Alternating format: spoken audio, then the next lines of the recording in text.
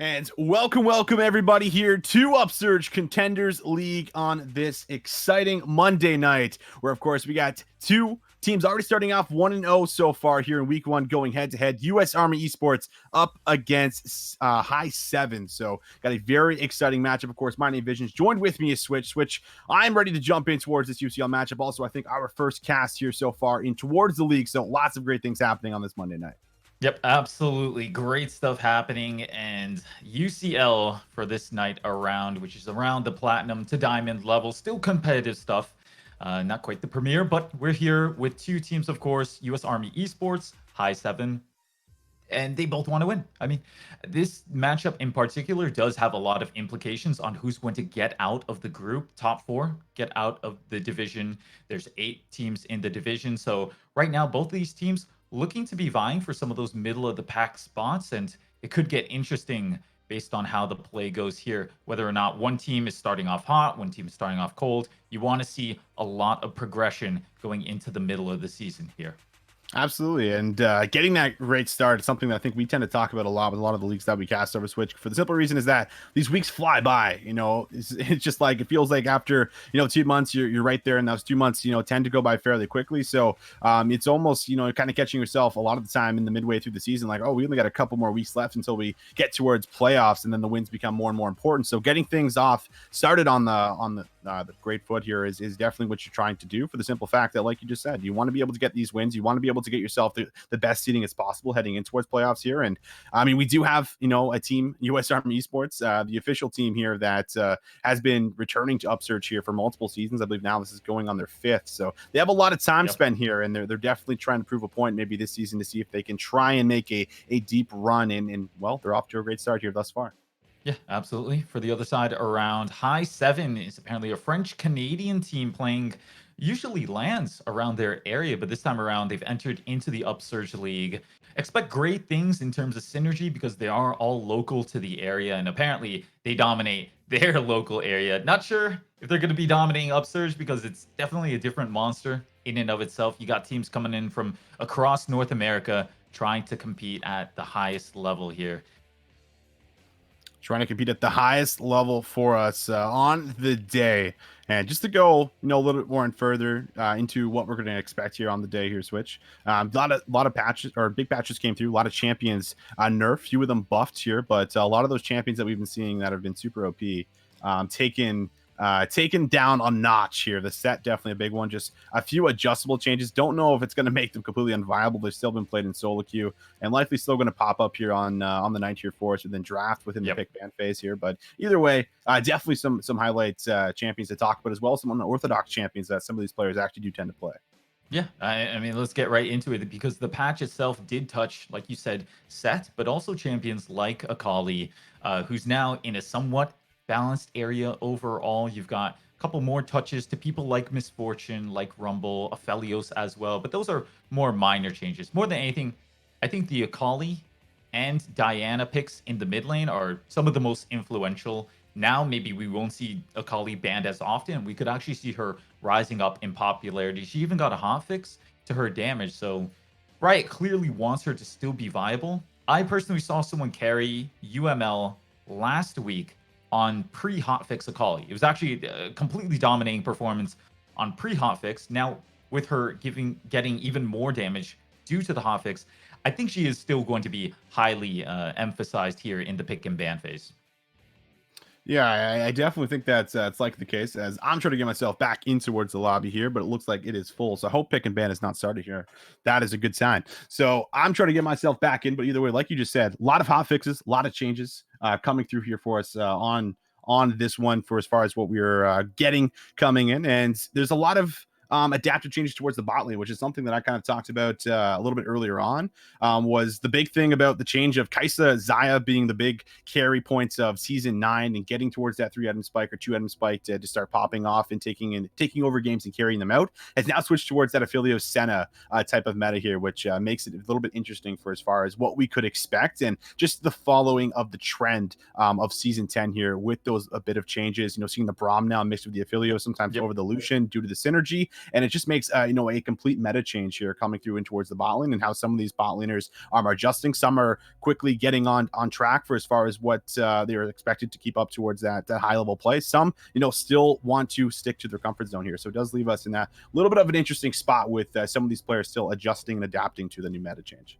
Yeah, absolutely. I mean, we're still seeing a lot of misfortune as well. She's a pick that, even though she got touched up a bit with her attack speed growth, she's still very high in popularity, and for good reason as well. So consistent, brings a lot of that level 6 agency into the Summoner's Rift. So look forward to that. We also see Caitlyn play coming out, especially from the AD carry of US Army Esports. Talented on the Caitlyn. It seems like the bot lane in general is very much focused on the actual laning phase. So we could see a lot of priority going down there in for the side of US Army Esports. We'll have to wait and see, because both of these teams relatively similar in terms of skill and rank. Yeah, that's definitely the big thing going for as far as both of these teams. Like, it looks like it will be an even matchup for as far as like looking at skill and rank, like you just said. Now, there's obviously a lot of the macro and team synergy that we expect some of these teams to still be trying to acquire and trying to build on here, as we are still very, very early on towards the season. But with High7, playing a lot of these local lands here as a team, maybe it's possible that some of the synergy might already built up here between some of these players. And same thing with US Army Esports. Already having a lot of returning time towards Upsurge in specific means that they've been trying to build a roster. They've been trying to put up the best possible team coming forward, and maybe this could be the season that we might just get that. Exactly. That's actually one of the most interesting parts, and that's why I think both of these teams are already 1-0 in the group. For High7, it's local area. They've probably been playing for quite a long time. While on the other hand, US Army Esports, I told you right off the bat when we were actually going into prepping this matchup, I recognize every single one of these names. Porkchop in the top lane, who unfortunately could not make it, by the way, but we'll go into that later. Valencia in the jungle. Alacrity and Talented running those carry positions. And of course, it's me, that's OP on the support position. All these names have been playing together for, if I were to just guess, probably more than a year. But I've seen them in several leagues. They've always run with the same core group. So it's no surprise that they already have built-in synergies. And maybe that's not their emphasis in terms of practicing nowadays. Maybe it's more of diversity, looking at building up your champion pools, looking at building up your portfolio of viable team compositions that you can run. And that's kind of why these wins this early on in the season matters. You get 3 or 4 good wins, and you're pretty much set to get out of the group itself and make it over to playoffs. And that's when you can start focusing on more building up some of your deeper depths of champion pool or compositions. Building up some of that takes a lot of time, and especially when we have the meta flipping in and out, constantly here. I think the big thing here for one of the highlight players, at least for me, is Valencia coming in. He is one of those players that I feel like really going to like the Sejuani change, and that's probably the reason that we're going to maybe get this year on the day, or maybe even banned away from him, because he likes to play those Zaxa Sejuanis, even the Gragas's, playing the ABL finals there just a couple seasons ago. He was able to go all the way to that game number 5, carrying off the back end of a lot of his jungling with these engaged champions. So this is definitely something I think that's going to lean towards his comfort for as far as what he should be getting, and for as far as what we're going to be expecting here from the opposing jungler is maybe a bit of aggression, maybe some of these Lee Sins and Elises that we've been tending to see here throughout some of our games. But we do have a change towards at least the jungle XP has been buffed here in a lot of the camps, and then nerfed on, of course, some of the buffs here. So trying to at least fix things for as far as the changes that were made very early on towards season 10 could be some of those big impactful champions that we tend to see, just for that exact reason. Now able to play those tank champions, get towards that point where you can engage, set up your team for the team fights, and then still look for these aggressive junglers where you're not going to be as useless as 20-25 minutes tends to go. Yeah. It honestly still is, though, the emphasis where you're trying to get as much done as quickly as possible, because aspects like getting early Rift Heralds or stacking up early dragons still definitely matters. So most of the time, the jungler that gets the most done in the early game, whether it be snowballing some of his lanes, securing some of these big objectives like the dragon or the Rift Herald, they actually do matter in the context of how the rest of the game goes, because snowballing is still very much apparent, especially when you talk about solo lanes. A lot of people regard top lane as one of those positions where, yeah, unless you snowball hard, you're kind of just chilling with your opponent. You guys are both farming, catching waves and tossing waves here and there. But if you do snowball, though, that is absolutely one of the win conditions for both of these teams right now. They're both running with subs in the top lane, and that would probably be a good time to go into that. So Torchu Duchaos is the sub top laner for High7, and he does appear to be a top lane main, running some of those Renekton's, some of those Camille's, Bruiser 1v1 top laners that absolutely does have a viable way to snowball. While on the other hand, US Army Esports, they're actually running Duris, who I believe is a support main. So it may be a bit of contention up there in the top lane. If you're the side of US Army Esports, you might even want to be covering your sub top laner, making sure he's getting the better of some trades, making sure his wave is always in the correct position so that he can successfully make it to the mid game. Trying to make it towards the mid games. I think we're going to be starting up draft here. Just a few moments here for you guys. Again, thank you so much for waiting. I think we also have some incentives going on here tonight as far as viewership. I think there will be some RP giveaways here at 100 viewers, and I think 50 viewers after 50 viewers the 100. There will be a $5 RP giveaway, if I'm not mistaken. So get your friends in here, get your popcorn, get your snacks and your drinks, because we are in draft here again. US Army Esports up against High7. First band taken away on off the table here from blue side. Going to be that Ornn. Absolutely. Ornn taken away. Kiana as well. Just making sure to get rid of some of those big comfort picks that these teams could tend to rely on. And of course, US Army Esports and High7 both using sub-top laners could mean that the Ornn is a good ban, because Ornn is one of those champions that's relatively easy to pick up, and his role in team fights is pretty simple as well, right? You just call the Forge God, make sure to knock up as many people as possible. It's very intuitive for the most part. Absolutely is here. And now going through the rest of these champions, getting rid of some of that early game jungling here. US Army do not want to deal with that Lee Sin in game number 1 at the very least. Kiana also taken away from that mid lane and jungle role. Also want to emphasize a lot of champions that still can be flexed around here throughout League of Legends at the moment, especially within Season 10. So likely going to see some of that still coming through for us in towards the draft. However, they are going to take away another assassin here. We're going to get rid of that Zed. Yep, this is just directly pointed over towards the mid laner for US Army Esports. Alacrity, of course, definitely your prototypical assassin player in the mid lane. He's been playing stuff like the Diana, like the Fizz, Akali, Zed, all these champions that can absolutely snowball out of control. And so you would assume it's mostly been his responsibility to actually seal up some of these backline kills onto the main carries of their opponents, or just snowballing the game in general. And to take some of his comfort champions off the table, you gotta expect High7 have something prepared for what US Army is going to bring in the mid lane. Seeing exactly what it's going to be. It's making it very exciting as we'll try and catch that last band. Last band looks like was Lucian, so that's will be the third one coming through for US Army Esports, as now they get to kind of figure out what they want for this first pick. Of course, the set still up on the table, did get some of those nerfs there on the healing and sustain, but still definitely a viable pick that can go to 3 different roles. We've seen it played in 3 different roles in pro play, and has been a very big pick, but that is going to be the Sejuani coming through, and that was one of the picks that I highlighted coming off of some of those buffs. Yeah, Valencia, you even mentioned, because you recognize Valencia, he's just this engaged tank player in the jungle, and brings a known quantity to his team. His team is probably very much used to the jungle position, bringing some of these hard engages. US Army in general having agency to be able to decide this is when we want to team fight, and that might lead to some of their success here in terms of competitive League of Legends. Aphelios going to be the response here for High7, and that is probably one of the best AD carries at the moment, right? It's that top 4 of Aphelios, Senna. You still see a lot of Misfortune and Caitlyn as well, but this time around High7 getting the highest DPS AD out of all of those. The Soraka coming through could be paired with the Aphelios, or could be going up towards that top lane. Of course, having 2 top laners coming in here for us again that are subs would be a little bit of an interesting dynamic here, throwing that into the mix. But such a very strong champion here in the meta at the moment here for a Switch. Here's the thing, Visions.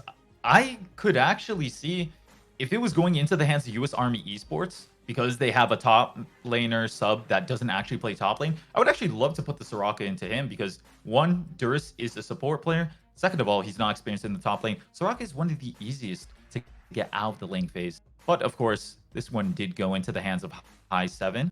US Army Esports, though, they finally do secure one of the mid lane assassins for themselves. It's going to be the Diana, and probably the most problematic out of the ones that I mentioned. Fizz and Akali that are still available, they can be dealt with for the most part. A lot of those changes to Akali are to make sure she's not a toxic type of game style. But Diana, on the other hand, is still very much feast or famine. When she goes in, she brings a truckload of damage. Yeah, very likely we could see Valencia playing around this lane here just to make sure that she can maybe get to that point where she's just carrying and popping off in some of these team fights. Either way, going through the rest of the draft here, Trundle, of course, picked up for us in towards that jungle matchup, a very common pick in towards the Sejuani due to taking a lot of those resistances away with the ultimates. And now going through the bans, which are happening fairly quickly here for us. That Zoe you mentioned there very early on there, switch before we actually started jumping on towards the cast, is not going to be popping up here for us, as well as this Leona and Set. Yep. Directed bans going out the set as well, like you mentioned, taken off the table. And I'm most interested in the Trundle pick, to be honest. I've heard a lot of news that, oh, Trundle is about to come back into the meta, if not already here. And finally, we would get to see it firsthand. This was a complete choice for the side of High7 because they still had the Elise to be able to rely on. But this game looks more like a focus on team fighting for the side of High7. They're getting their front line engage. Trundle has a great job subjugating the enemy tank and thus just ripping him apart with the rest of his team. And what better to go with a vulnerable enemy tank than a high DPS backline? The Cassiopeia going to be alongside the Kled here. Aphelios. This is going to be a very interesting one here for us because, of course, the Diana able to maybe find some advantages on towards his champion. But if the miasma used perfectly and correctly in this matchup does make it very difficult for the Diana to find any opportunities to actually jump on towards your counterpart here. So is going to be a very exciting mid matchup here, saving that top matchup to actually maybe flex the Soraka for High7 here. I really like what they're doing with the draft, but fast picks come through as we're getting a Nunu and a Veigar here switch. What the heck just happened? That's what I'm thinking. I am just at a loss. I mean, the Nunu is the real one throwing me for a loop. Exactly, right here. I agree. That's the one that's honestly the worst pickup of them all. But okay, the Veigar, we can assume that it's going to be in the support position.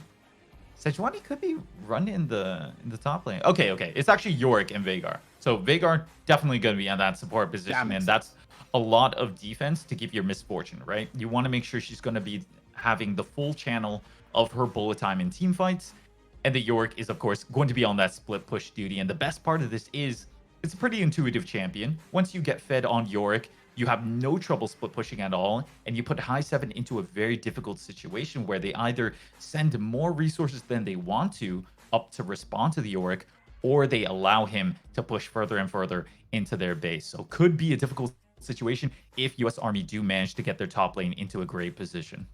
Yeah, maybe shutting down this this champion here for us. It's going to be very, very important, like you just mentioned, but definitely a lot of interesting picks I still feel like coming through. I think this is definitely going to be comfort for US Army Esports because Valencia, known for being a big vocal player, being the engager, able to set up his team here, and it's almost pretty clear and cut, what they're attempting to do.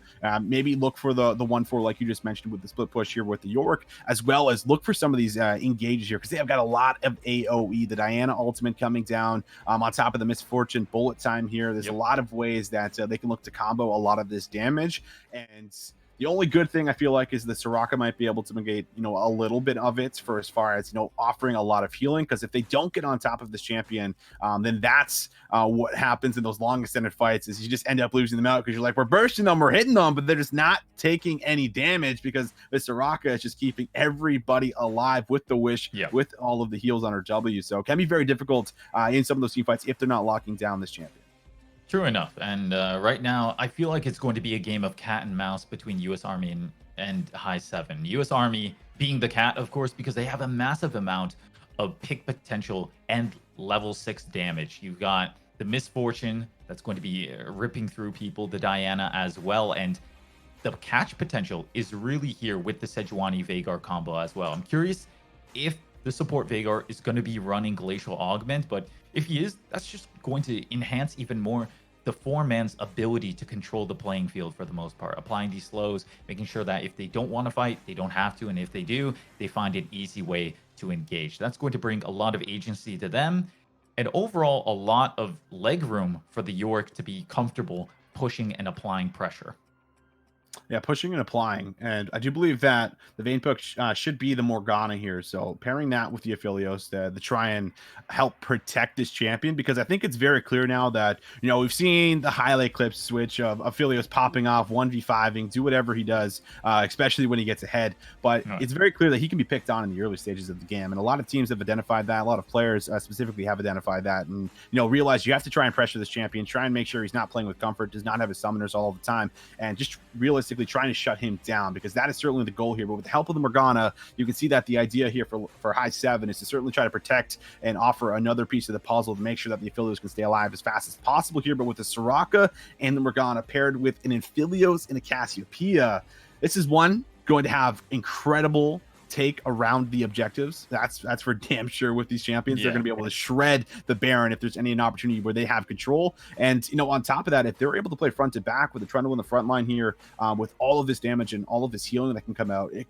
could just be so difficult for them to get on the right targets, because it's just a lot of burst that comes here for Diana. So if she's not getting on the right targets, things are not looking good. And if Misfortune's not landing a great AoE ulti, then that could also spell disaster here for us in towards this game. So US Army picking a draft that I felt like got matched up pretty well so far here from High7 with all their responses here in this pick ban phase. Yeah, absolutely. If we go to late game, the four-man from US Army Esports doesn't actually look that phenomenal. I mean, Misfortune starts to fall off, especially with the reduction of her attack speed growth. Diana is a bursty champion, but if she never gets rolling, that's kind of how her champion functions, and she's going to have a difficult time functioning in team fights. On the other hand, for the side of High7, of course, like you were mentioning, they have a lot of carry potential in the middle and the marksman position as well. So you can expect to see a lot from there. My only concern is, who's the response to the York here? Because this is a top lane Soraka. It's not like you're going to send her to start responding to the York. I don't know if you're going to have to rely on sending someone like the Trundle over to just be countering this split push. It's honestly going to be a difficult situation if US Army does successfully snowball their top lane. And that's why I think that's probably one of their biggest win conditions to have. The top side of the map in general, very high potential for US Army. I agree, because you can lock this Soraka down. You can find a lead off of it, and who is going to answer the split push here later on? Maybe the Cassiopeia. I think it does a good job of kiting out the York and trying to shut this champion down. But again, like you just mentioned, it's not going to be easy matching this champion if he has a lead and if he gets that Triforce very early on. Yeah, and it's certainly worth mentioning. I was going to say, no teleports available for the side of High7 as well. So they're kind of going all into this successful early to mid game.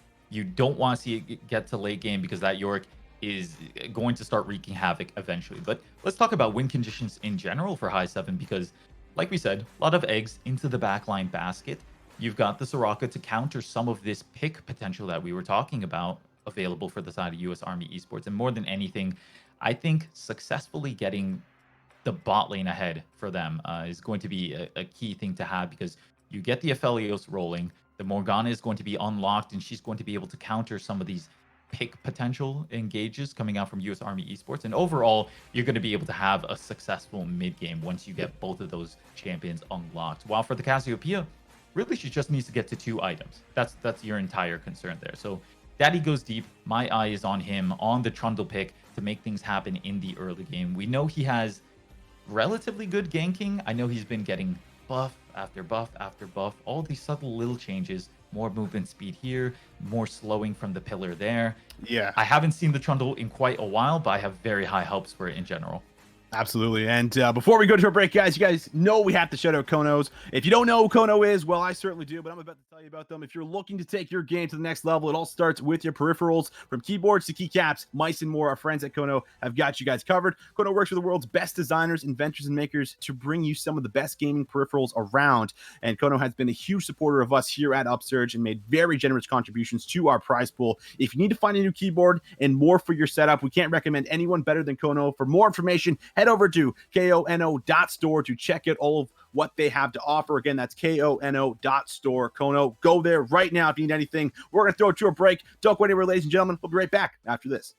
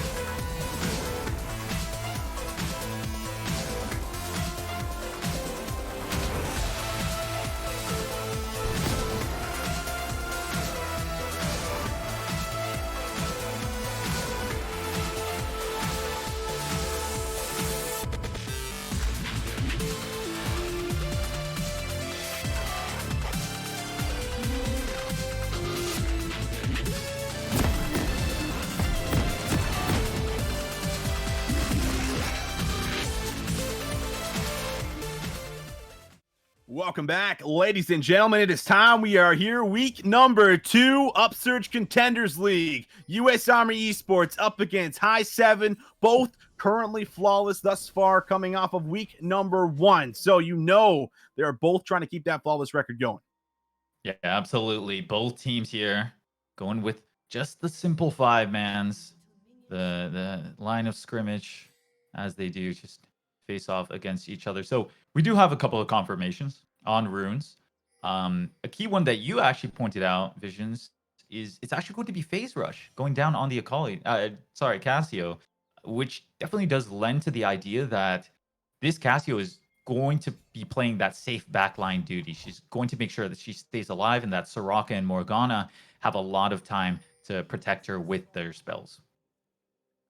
Trying to keep them alive, trying to keep them healthy. That is pretty much the entire composition here for the side of High7. As just a normal 5.0 invade here with the Morgana. Looks like Trundle also going to be starting on towards our blue buff here. So both junglers going to be matching each other, at least within the early pathing if they're going buff to buff. Also, always like to add in, Trundle can go for those cheeky little level 2 ganks if he does go for the pillar second. Something we don't see too often, but something you can catch your opponents off guard with, as we're already going to get to see some of the healing and just all the autos coming down as Duris is in for a lane.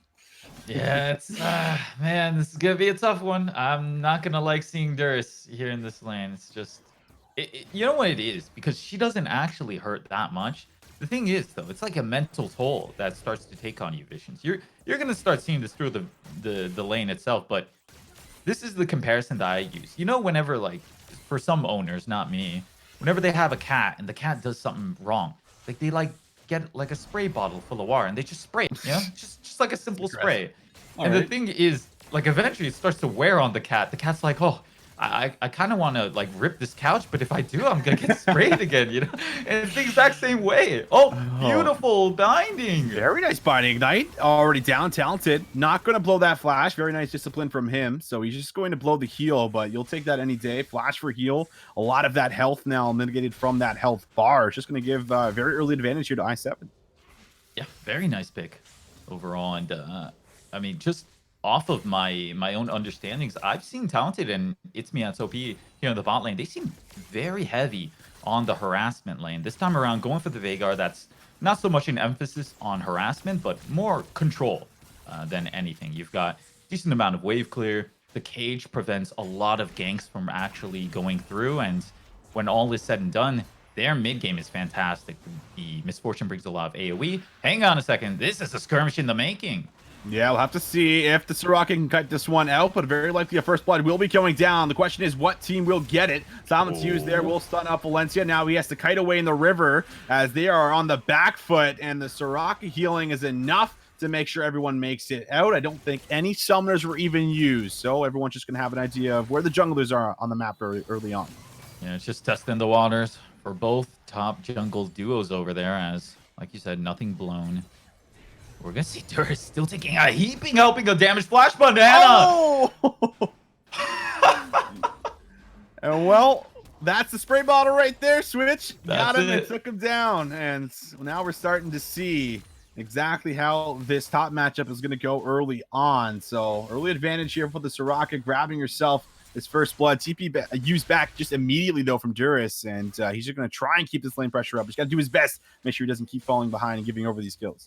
I'm going to level with your visions. That's actually the first time that I've seen a top lane Soraka actually get a solo kill. So, I mean, you're probably not even surprised, but that's impressive in and of itself. We know why Torchu is actually a top main. That's true. That's fair. That's right. We do have subs coming through, which has got to make things a little bit interesting, you know, for us in that top side for as far as what we're to expect, how the teams are going to play a little bit differently. But that's going to be the baby cage drop down. Binding going to be dodged there by It's Me, but a lot of damage returning. Ignite down. They're trying to go for the all-in, forces out the heal. So again, Ignite for heal this time on the opposing lane as they are just getting very low on these health bars here. Might call for the junglers to come down. Very low. So could no be a comfort. Flash. Ignite. Yep. Yep. Dream Lucid gonna drop. He does, and that's another kill dropping down as we might see a bit of an invade go through over towards Duris here. Caught in the river. It's actually putting out a good amount of damage here with all of his minions, but it could force him another death, and he does not find the trade. So Daddy Goes Deep is going to find and pick up that second kill now on that Yord. Yeah, that's quite a good gank coming out. You're starting to see some of those buffs really come to fruition here for the Trundle pick. That slow is going to be really oppressive, and I think this game is going to showcase it more than anything. Remember when we talked about how the side of High7 are trying to protect their backline? That pillar is probably the best tool for sort of spreading out and separating some of the members of US Army Esports. But while we're doing a bit of analysis, this is, of course, going to be the Cloud Drake taken this early into the game, 6 minutes in. Yeah, very nicely done here. Able to trade that pressure from the second death on their top laner in towards a dragon down in towards the bot side. So going to have some reduce cooldowns on these ultimates here going forward. And there's a lot of champions that are going to benefit pretty heavily here from that. The big one for me is Valencia. Once he gets that Glacial Prism, he's able to throw it out maybe just a little bit more often. Could catch his opponents off guard. Maybe look for some more of those engages. Either way, slow start from him on the map, but getting the objectives, as we're going to see. Now, Trundle hasn't even actually reset yet. 6.5 minutes in. Finally going to get his first reset. Coming back on towards the map here with that kill is going to be fairly strong. Yeah, a lot of CS was accrued from that one. Rushes the Merc treads as well as that Stalker's Blade. So going to be having a lot of mobility here in the coming ganks. And once again, it's Daddy Goes Deep's job to really get a successful bot in mid lane for his team. Absolutely. And on top of that, Sir Buttkick just gave away 5 gifted subs. Shout out to this man here in the chat for getting things done, as he's going to give a few more subs over to a couple people. But back in towards the game, we're starting to see the Soraka, when she does get hit with this Yorick ability, the creeps just zone her back a little bit. So she has to land these Qs to stay healthy. Make sure she does not want to get trapped in between the walls either. And now we're just going to see Valencia move down towards the bot river here. He's just on top of vision after vision, but they're going for a forced play on towards the Cassiopeia. She uses the Petrifying Gaze, stuns up the Sejuani. The heal might be enough to keep her alive. She doesn't go for the Conqueror, but the movement speed is enough to get herself out. But is it going to be enough to get Diana out? As Go Next is looking for that binding. Don't think it's going to finish off a kill. Valencia is forced to flash away, and now he's on the back foot. Pillar is perfectly used. The poison, not enough to blow that kill out of the water, but still enough to get that flashes out here from both of these players. Yeah, very nice punish coming out from the side of High7 as they're able to get the flashes from both the mid and the jungle position on that one. Valencia especially getting very close to dying. And now that they've sent them out of lane, look at what the side of High7 is doing. Complete invasion. 2 wards dropped in very crucial spots and taking the Raptors, going for the red buff. And this is what you want to see here from a team that's able to build up some of these great advantages within the early game. Red buff taken away. Valencia not going to be happy about that once he spots that out. Also, vision laid down, so they're going to be able to track him pretty easily. It's going to relieve a lot of pressure from the bot lane, but this looks like it could be a kill on Go Next. He's forced to flash away. The follow-up, that's the bullet time, and it does finish off the kill as Aphilio's now in a 1v2, flashing able to have one. Will he contend for a second? He does not know where the jungler is, so he opts in just for the 1 kill, but does find that trade onto MF. Very well played. As a reactionary play from the side of High7's bot lane. From human to god on the Aphelios, especially goes for the aggressive play. And boy, does he have a lot of single target damage with the Chakram. There's Alacrity, just posturing for a bit of pressure on the enemy jungler, but he is at a 2v1 disadvantage at the moment. Still waiting for Valencia to really get back onto this map. That's going to be his goal, but so far, almost about a 1k gold lead, at least built up for us. 9 minutes in, Rift Herald up for the taking, as we'll have to see what they'll get done. Valencia hovering around this mid lane, but there is a cleanse available right now for Dream Lucid, so he should be a-okay at the moment, as long as he's timing that effectively. Trundle also fairly close, but with the wave slowly pushing in, you can see him a little bit hesitant, and there it is. The ultimate's used again here, stuns up Sejuani. Cleanse also thrown out, but a little bit late.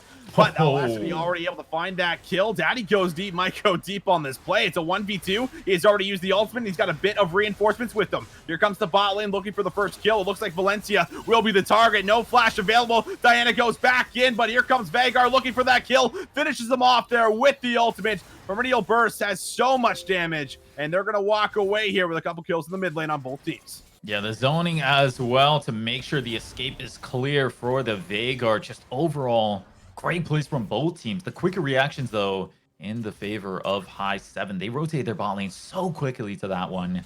They do end up getting the even trade overall. And look at the goal visions. Dead even for the most part. You've still got a bit of it lopsided right now. Definitely a lot of good gold going over into the side of Alacrity. There's the ultimate coming down from Morgana. Dodges out on the binding, but there is the stun. Yeah, that dodge of the binding was massive, but will it be enough? It is not. A trade kill, at least, is going to be picked up from Valencia as he makes a nice rotation down, but an all-in again in the mid lane. Dream Lucid is feeling the pressure of the Diana here as he's going to heal up a bit, but almost going down here again. Probably the biggest worry right now on Summoner's Rift is Alacrity on the Diana, getting 2 kills this early on and just clearly shoving Dream Lucid out of the lane for the most part. He's a bit incapacitated, gonna have to heal up off of these minions, but there we go. Another Moonfall engage coming through. Nice flash, not to get hit by that Moonfall damage.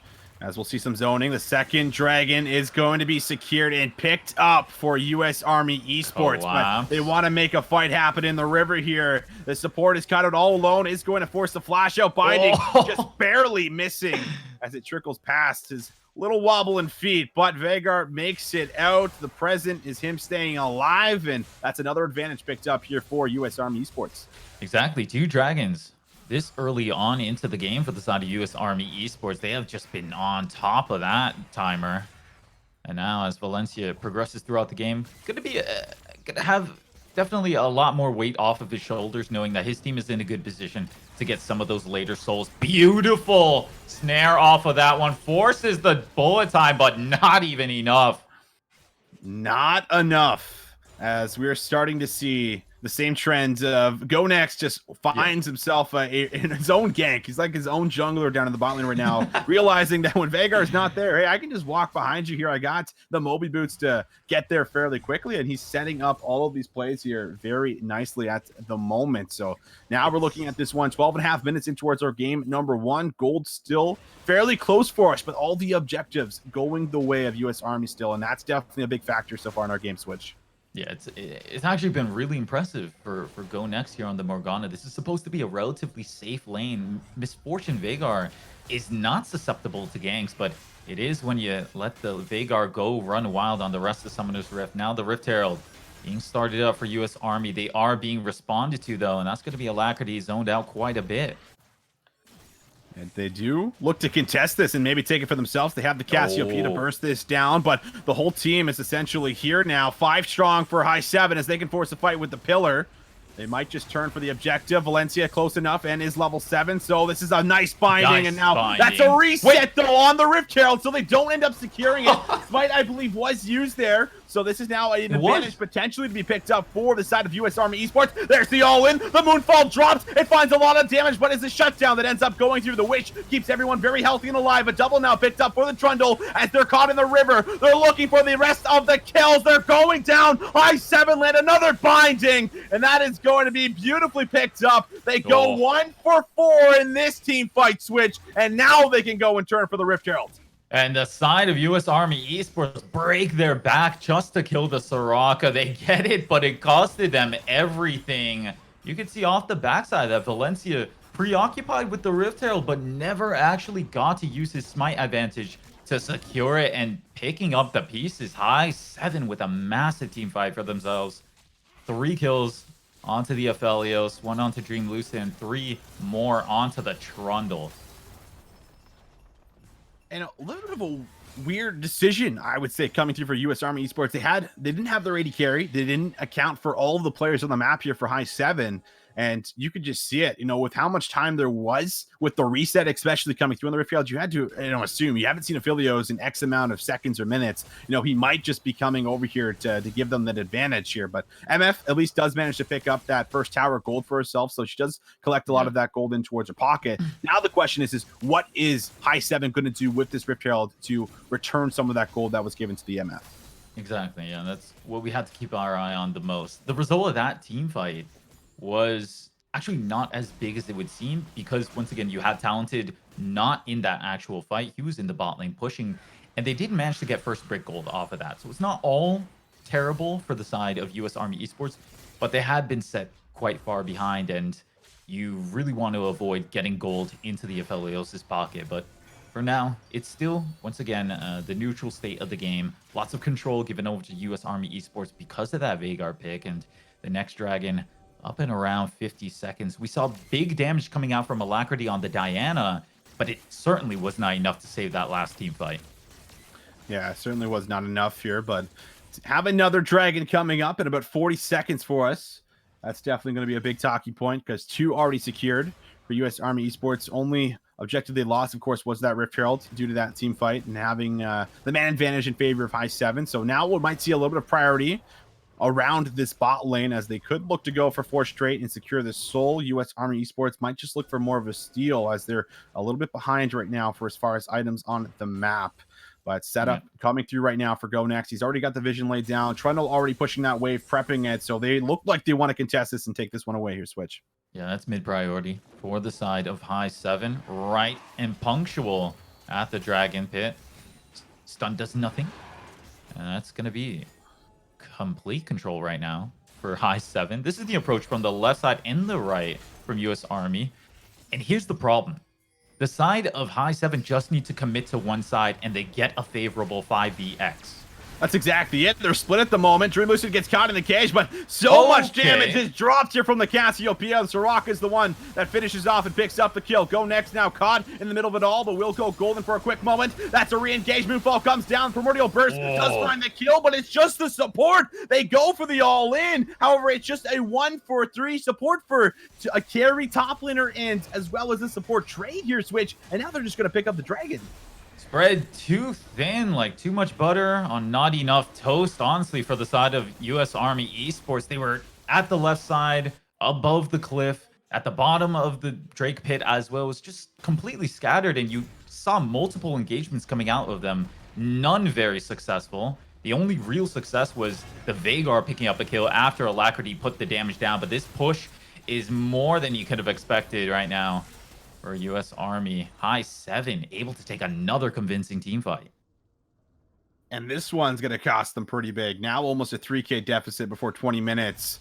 Is going to give them an item or two advantage here for what we know will be coming around that Baron pit here at that 20-minute mark. So a little bit of a questionable fight for the side of US Army Esports. Very split up in that one, not regrouping as a unit. And it's almost like you should either go for the steal there with Valencia and try to take it away and get that third Drake, or, you know, not fight at all if you're just going to attack from two different ways, with especially with a Vagar, you know, coming through, who's very immobile and wants to set up that cage with his team. So a bit of a misplay, but it's lots of time to still recover here for us. It is also just game one of this best of three. So opportunities, lots still to come.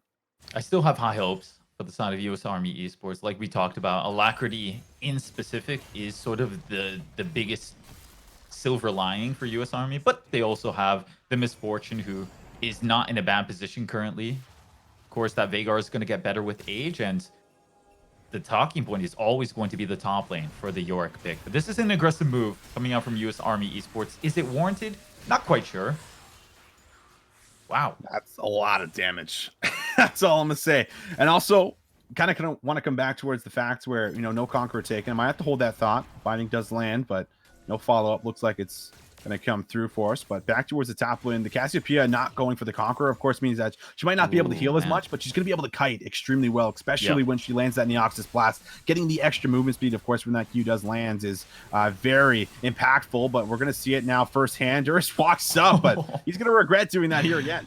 Yeah, instant regret on that one. Doesn't actually land a Q because he's too busy getting the heck out of dodge. Nice snare. Is once again going to stall out US Army Esports. You can see they're sort of looking for an engagement because they see Soraka bot, Cassio top. Remember, no teleports available for High7, but they're not able to pull the actual trigger on it. Not close enough, and this game is once again going to go into the laning phase. Pillar almost caught Talented there in between the wall, meaning that he probably would have had to flash away due to the Soraka right on her tail, but does manage to slip through the gap. And now we're just seeing a bit of a stack here in towards the mid lane. Of course, you know, mid lane tower available for US Army Esports, meaning that a lot more of this map is open and available to push in towards the red and blue quadrant here for the side of High7.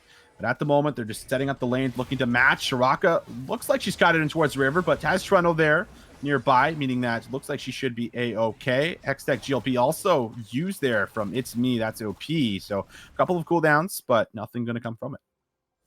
And for the most part right now, US Army Esports very preoccupied on getting the right lane assignments for themselves. They got Alacrity up to that top tower, and in time, he's going to be able to retreat after taking it. Really nice stuff coming out from them, and that's another good chunk of money. You can see High7 have yet to truly separate themselves in terms of gold. That binding was pretty scary, but overall the push is still successful. There's a cage going down, and Daddy taking a lot of damage.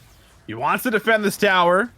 He does. Primordial Burst used, but I believe the Black Shield did absorb a little bit of that damage there, so able to at least find an advantage. Right now, we can see the side lane seems to be the big power play on the map, the macro play for us here as Vagar gets hit up with a stun. Moonfall coming down, and that's already going to be a lot of healing. Valencia now on the run, but can't escape the damage. Bullet time is used, but no one really gets hit from it as they invest the flashes. Finally, now Trundle is going to go down. Go Next is going to have to go Next life, as now Soraka got in towards the cage, but she is healing. She is fine for now. She flashes over the wall. She is out, but Talented has the damage. He secures the triple for his team, and we're going to get a 3-4-3 in High7's blue quadrant. Yeah, US Army Esports still looking for trouble. They were looking from the start. Looked bleak, but like you said, 5v4 at the beginning. They get an even trade, 3-for-3. And this is not the worst thing to happen for US Army Esports. They're at a deficit, and to go even just means the game is going to slowly progress, not going in any particular direction, not leaning any certain way.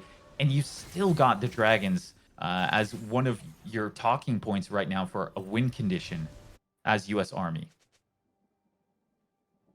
This dragon coming up here for us in 5 seconds. Of course, last time we had this dragon taken, it was a fight lost from US Army Esports, and that was because they were completely split on their approach.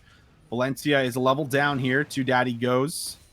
So this could be an advantage, and they're going to start it up right away. They have the Cassiopeia bursting it down. Valencia's on the side. Binding has now been put on cooldown, but they're not on top of the dragon, and that's going to be now the second dragon secured. Oh. Valencia went in for it, but it's forced to flash out, so trying to attempt the steal, but not successful. Yeah, there is the evening out finally of dragons, as High7 consistently performing well in these team fights. 1, 2 out of the last 3, and I mean, if patterns are anything, it's certainly a scary pattern for US Army, but they're going for another one. Beautiful! All in the Moonfall, able to delete the Soraka, and now they have a chance to take this fight. US Army Esports looking for the re-engages. They have went on to Affilios. Affilios is down. The second one falls. Make it 3 as US Army Esports clean up house. They turn things around with their Wombo combo, and now they're running it down mid. And persistence paying off for themselves. They absolutely rout High7 that team fight. Looking for a bit more, the slowdown, but oh, look at the 4-man petrifying gaze! Kenji pop off, able to take down 3 in a 1v5, and now Go Next sees if he can take anything on the back end of this, but Dream Lucid just saves the base switch. I am speechless after that one. The Eye of the Tiger for Dream Lucid found the massive ultimate, but not quite enough to actually salvage the team fight. Certainly did do a massive amount of work for his team, because think about what would have happened if he didn't pull out that play. That inhibitor was pretty much done for, but a new lease on life right now for the side of High7 as they're back over to the dragon area. We'll see if this man can make it out. Pillar has stopped him. Very nice, well-placed Pillar, but it's going to just be the flash forced out, so still able to get away with his life. The Baron is a contention point. That's me, or it's me, that's OP, is very far up. That's going to be the fight over the blue buff, but I believe it did go over towards Yorick, so able to at least secure it for his team. But Baron, the priority, will not be started up just yet. And US Army still a bit of difficulty getting into this river section, but they finally are going to manage it. They've been holding pretty good mid priority for the most part. About to take that inhibitor tower if it wasn't for the miraculous save from Dream Lucid on the Cassiopeia. And now I feel like teamfights are just anyone's game. And you can see if the side of US Army Esports do manage a phenomenal flank and they're able to take out the Soraka early on, it's pretty much open season for the rest of US Army. They can just run a rampage in the middle of that backline. And looking at this game and the last team fight, the way it went, you know, they found the Soraka, like you just said, Switch, and now they have to replicate that here time and time again here with a very safe support pick matched with the Affilios here, the Morgana with the Black Shield. But you can see this Death Brush. They're going to maybe go in for the engage now. Black Shield is on and makes it very difficult to do that pick for that exact reason that I just talked about. Yeah, look at the top lane right now. Duris able to apply a lot of pressure. If you don't see a response from High7 soon, they're gonna lose their top tower. Looks like they're pressing for a bit of an engage onto the 4-man, but remember what we talked about way back in that pick and ban phase. They have so much control. This is gonna be the engage though. Remember, no flash available. That's the ultimate throwdown for Affilios, able to take down kill number 1.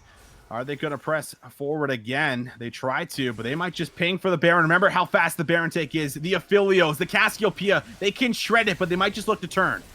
Unfortunately, that's a mistake you didn't need to make for US Army Esports. Now 5v4 around this Baron pit. Still dealing good damage. This is 26 minutes in, and we're waiting for the engage. There it is. Full time into the Moonfall. That's so many low health bars as US Army Esports look to turn things around, but the Affilios is still alive, but it's only for a short period of time as they may have lost the Vanguard. They may have lost the Cage, but they did not lose the Wombo combo, and now this looks like the Baron will be going over to US Army. Another phenomenal team fight from US Army Esports. The instant teleport from Duris. Able to take the inhibitor tower, now onto the inhibitor, but talented as well, securing the Baron. Everything now in favor of US Army, and what a collapse. 4v5, but it wasn't even a contest. And this game just got completely blown up because they lose an inhibitor just as they pretty much get the Baron power play here. So much gold going in towards the pockets of these members on US Army Esports now, as they're going to be ahead in the items. Coming up for the push, Talented's got himself the double buffs here now, sitting on 3 items. We're also going to see Diana make her way back on towards the map here with 2.5, working towards what could be that death cap as Cage goes down. A little bit of damage now. Actually, a lot of damage is going down. That Stream Lucid is just going to delete that Vanguard caught out of position warding. Yeah, just drop whatever you got for It's Me, That's OP. Now on to Talented. There's the binding, but the QSS is quick. Very quick. There's a tower here. Daddy goes deep, living up to his name, but he might pay for it as the healing is not there. But here comes the reinforcements again. The moonfall damage is so much, but the 4-man Cassiopeia, as Dream Lucid looks to kite this one out. He tries to get untalented, but the Neoxys blast is not there, and the ace comes through at 28 minutes as they push down bot. And Dream Lucid always left to try and save the game from defeat. Another beautiful play. Alacrity on the Diana is dominating all these team fights. And the coordination, the collapse, it's always picture perfect coming out from US Army. They take again the spoils of victory. Another dragon up to their 3rd, another tower up to their 7th. And the game slowly slipping out of favor for the side of High7. They're gonna have another side of their base broken down by Duras. They get another tower, just putting on even more pressure at the moment. But now we have a really interesting spot because they have the Baron still active for a little bit longer here. Will be expiring very, very soon for us, but we have the Dragon, which will be the Soul Dragon if secured here for the side of US Army Esports, coming up in 4 minutes and 30 seconds. The Baron, 3 minutes and 30 seconds. This is a lot of time to prep the map here, get some of this deep vision laid down. But on top of that, they also now have Duras, who is online. He has 3 items. He also has a lot of MR so that he can actually match up against the Cassiopeia or the Soraka a little bit easier now. So this is actually just a lot of options available right now for US Army Esports. And the world, their oyster right now, as they can just go and pick whatever direction they want. Remember, Baron inhibitor in the bot lane, but right now the priority is being secured in the mid lane for themselves. Still a bit more lifespan on that Baron buff. There it goes. Trundle. He's waiting, but nice in ward. The wings. Still have to do the fundamentals of League of Legends, making sure you don't just push it down mid because you got the Baron buff here. So you have to still lay down some of this vision. Yeah, and here is the split of Duras on the York. He knows his job just as good as anyone else. The 1v1 is going to be York versus Cassio. Has been going in favor of Dream Lucid, but it doesn't mean that this game is at a stalemate. US Army Esports, they've shown a lot of creativity with their engagements. I wouldn't be surprised if they find another phenomenal fight. Philios is having to deal with that top super minion wave at the moment, so they don't have that key part of the fight. He's soaking up some extra gold. Diana taking that blue buff, and it's going to clear out some vision. Could look to assist the Yorick or assist her team in the mid lane, as half HP is now going to be on that tier 1 in that mid lane. Again, exposed inhibitor. Ultimate thrown out there. They're going to now find the petrifying gaze. Talented goes golden. He does have his flash, and he's going to use it. He gets himself away and over the pillar, and looks like he is kited out. Valencia stops the Trundle from going forward, and they're going to get themselves a second inhibitor. That's absolutely right. Vision's Duras able to take advantage of this small period of time. Takes the inhibitor. And now 2 inhibitors taken. Bad to worse for the side of High7. That engage looks so promising for them, but the stopwatch, crucial from Talented. Valencia as well, making sure to keep good positioning. This mid inhibitor tower, not much left in this world. There's a lot of important cooldowns for the ultimates here on the side of High7. They don't really have a whole lot of response, where the bullet time's still available, the moonfall still available. Yorick has his maiden. The primordial burst here for It's Me if anybody gets too low. So there is a lot of options, and that is the reason US Army Sports is not backing down as they get the last tier 1, break open the base further. They're posturing around, but I think at this point in time, you just need to reset. But this is an opportunity for High7 to force a fight if they can find the opportunity. It looks like they will not, but US Army Esports, they're still sticking around for maybe that top inhibitor respawn here, Switch. Yeah, that's coming up Just about now, actually. There it is. Respawned, and US Army Esports, they don't miss a beat as well over here to secure it for themselves. It's going to be a similar story, but the thing is, the key part of Summoner's Rift right now is the Bear and Destroyed inhibitor in the bot lane. Baron coming up in around half a minute. This is beautiful stuff for US Army Esports. You can already see Duris making sure to shove it out. This might be an engage. They're overstaying right now. They're sitting on so much gold. Like, MF sitting on 3,500 gold. They're going to go in again. Maybe they'll prove me wrong. Bullet time is really going to hit on towards the Trundle, but they have now found the Soraka. The healing is there with the Wish as they're caught in towards the cage, but no one is dropping all of this healing so very much. That's the flash. They do find the Soraka, but the trade for the mid laner. Now, again, the flash going in here for Go Next as he's going to be able to land a stun onto a few members, but can't make it out alive. The carry still up and available for the side of High7, but it looks like they're going to still lose this inhibitor in towards the top lane here. So a 1 for 2, 4 members still alive. The asthma is down, the damage is in. Duris has that GA. The poison is going to be there to finish him off. A very long extended fight as the re-engage might just be used with the spooky ghost, but now finally they will back away with another inhibitor down. Yeah, massive risk, but massive payoff as well for US Army. Take both of those final inhibitors that they had trouble securing for themselves. This Baron pretty much set up to a T for themselves.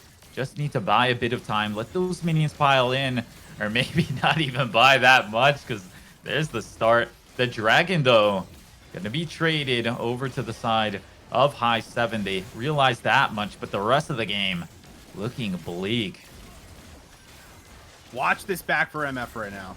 As soon as she gets back to base switch, that's all I want to. That's all I want you to watch. Because let's highlight that. I wish we could get a zoom in. To be honest, imagine 4,600 gold. All right, GA. Is what's sitting there. Okay. 2 items now. Full that build. Is a full build. I'm not sure if an elixir came out or not, but I think it did. Check that. I think an elixir could have maybe came out. If not, doesn't matter. Still having 5 items at this point in towards the game is still fairly insane when looking at this. And they have no dragon to go to, as that was a very nice pickup, at least coming with you for High7, making sure they don't give over that that Ocean Soul that could have been, potentially the last nail in the coffin here with all of that healing while fighting. But they're still in a lot of hurt at the moment here for us. The Baron is live, double super minions in each wave, and they might just be looking for that last push. This game feels all but over, to be honest. The Baron minions gonna be swimming into that base. The side of High7 about to drown in it, but here we go. The final push coming through. You can see Duris heading over to the bot side. It's going to be a complete split, 1-3-1 perhaps. And this is Daddy's engagement. Only onto Valencia with the Merc Treads and the Q as well, able to get out of that engagement. It's just been like that constantly this entire game. US Army Esports, more often than not, able to slip out of these engagements, and the minions have arrived. They're just waiting, and that's all they have to do. If anything, High7 has to force on towards them, and they're going to have to pull a trigger here very soon as these minions getting a little bit too much to handle. Aphelios, though, is going to be able to have a lot of AoE with the gun currently out, so he's dealing with things fairly well. Daddy goes deep again, living up to his name, but it's forced out a turn. He uses the ultimate on Valencia, but he's able to soak up a lot of this damage. Completely fine and A-OK. Silence is down. They have lost one of the Nexus towers. Bullet time is in, as well as the Moonfall, and Daddy goes deep. Looks like he's the first one to fall. Second one will be that support champion, as Primordial Burst is used to take down the Aphelios. Soraka has no more health to heal up, and Dream Lucian is stuck between the minions, stuck between the players. But US Army Esports, they close game number 1 out. Yeah, persistence and just unyielding, unrelenting pressure coming out from US Army Esports. That final 10 minutes just dominating stuff coming out from themselves. They set up the entire map. They won team fight after going into a deficit. That's the most impressive part. US Army Esports still sticking to their guns, realizing their win conditions, utilized the York impressively. And this game was just systematic destruction, taking the High7 apart piece by piece. taking them apart piece by piece. And on top of that, there was a wombo combo integrated in towards his composition during the draft Oh phase that yeah. I didn't even really like pay a lot of attention to, because I didn't think the Diana was going to be hitting 2, 3, 4 man ults constantly, almost every single team fight. But no, that fight that you just mentioned where they were behind and they were trying to turn and fight around the Baron, it was a 4v5. They had lost It's Me, That's OP, which is a crucial part of their entire composition because of the cage and trying to create some zoning for these champions that can press forward once they're ahead and once they have those health bars healed back up from Soraka. But they were able to land that, I believe, 3 or 4 man ultimate there from the Moonfall from Alacrity, followed by that bullet time, and those health bars just disintegrated. Honestly, Alacrity, the score doesn't actually show it, but he was really the MVP in my eyes, coming out with these standout performances in the team fighting phase. Much like his mid lane opponent, Dream Lucid, the only problem was Dream Lucid pulled off some of those impressive team fight plays as it was ending. That's the problem. It's like after the fact, he's like, yeah, but I got Petrifying Gaze, and he did work with it. Just unfortunately not coming together entirely for the side of High7, and you're hoping they can come back with a much better performance coming into this game too. That's right. Maybe shaking things up in towards the draft or just changing things altogether for as far as their approach for game number 2. But of course, that being said, it is a best of 3. So they still have the opportunity to do that and force that game number 3. But they're going to have to clean some things up in towards the mid to late game if that's going to happen. So for now, ladies and gentlemen, we're going to throw it to another quick break so that we can set up game number 2. Don't touch that browser. Don't go anywhere. We'll be right back.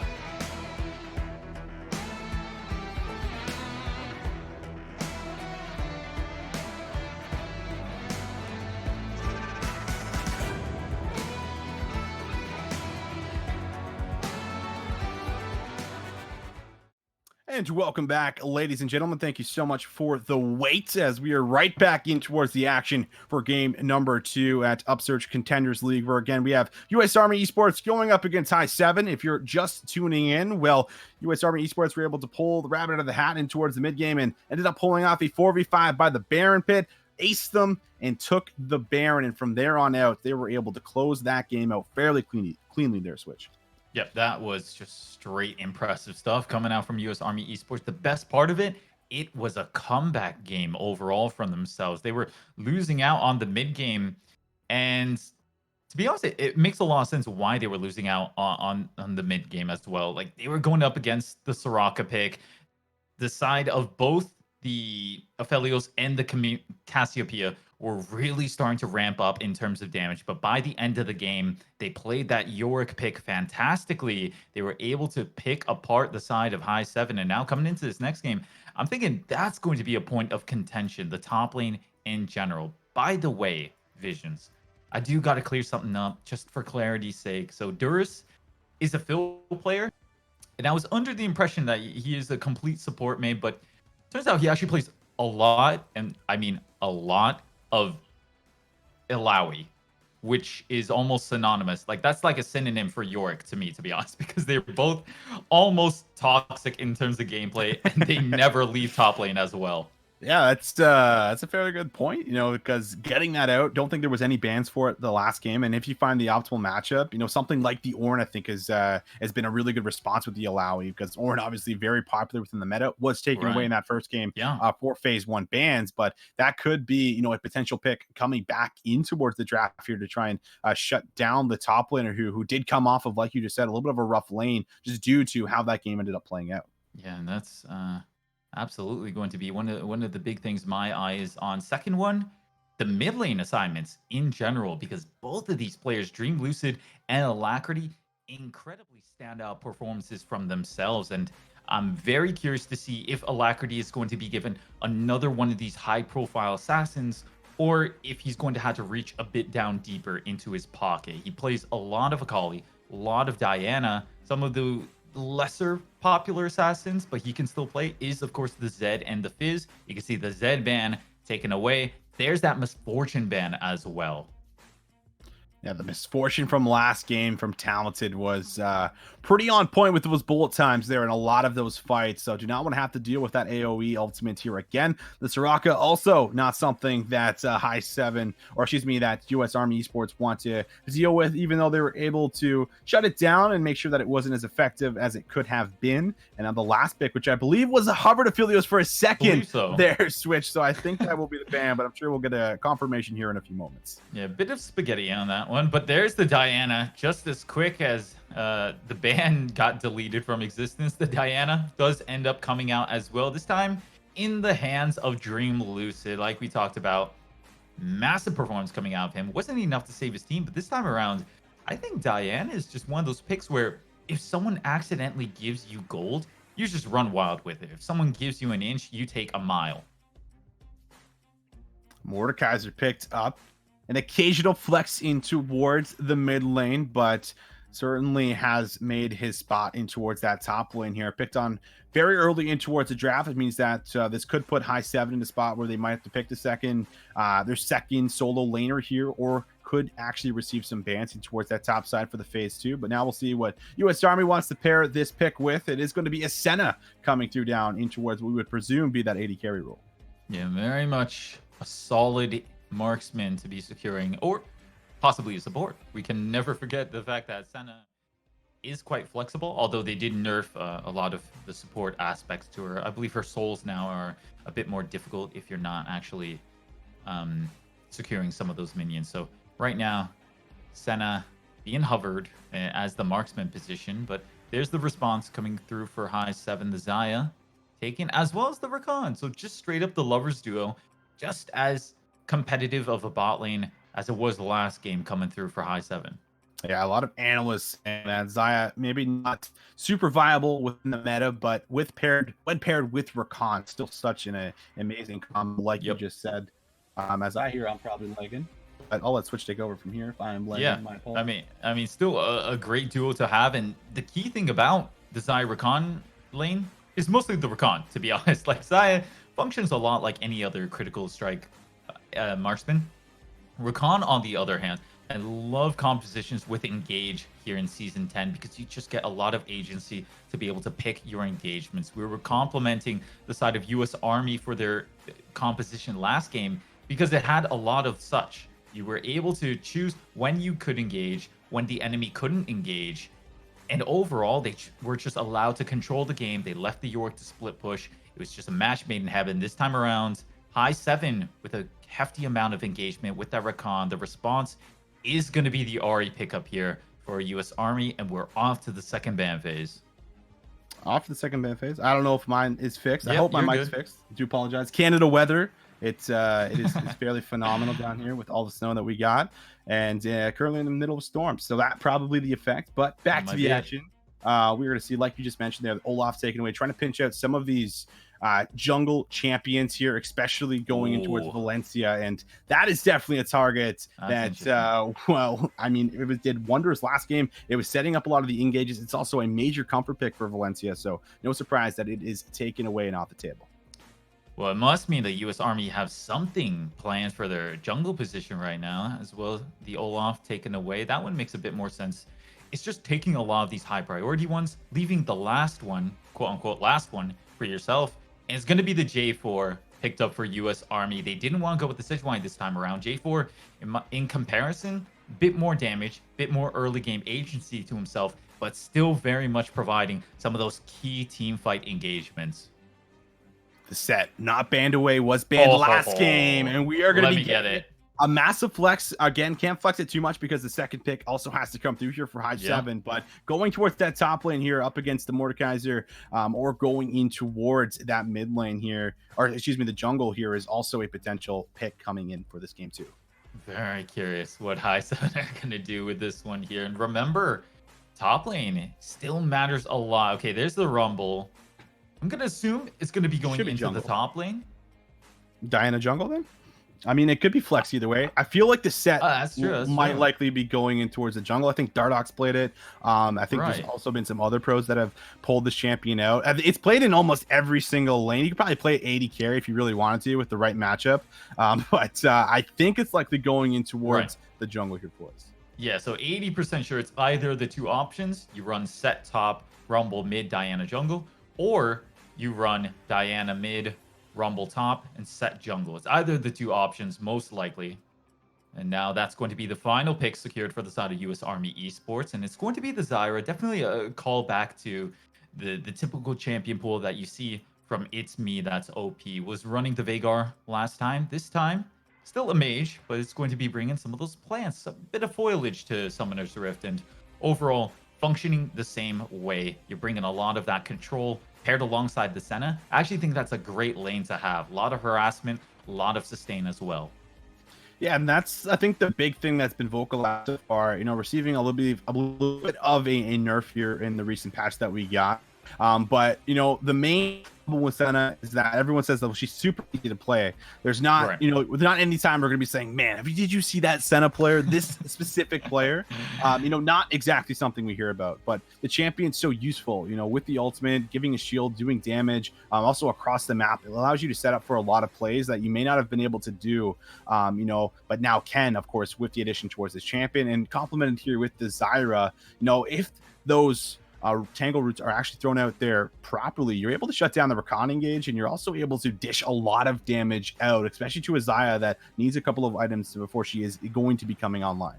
Right. And once again, the scaling phenomenal in the support position. Last game you had Veigar, who has seemingly infinite scaling. This time around, Zyra, once she gets those core items, a beast in her own regard. And usually in solo queue, topping out those damage charts. I never hear the end of it from Zyra players, but overall, US Army Esports, they've done a good job of balancing their lineup this time around. No assassin in the mid lane. They go for a bit more of a neutral control style with the Ahri pick, and that does lend a bit more agency to picks like the Mordekaiser here. It's certainly the top laner Duris's time to shine. Now that he's given the Mordekaiser, we still don't know what the lane assignment is, but you can bet the jungler Valencia is going to be around that area.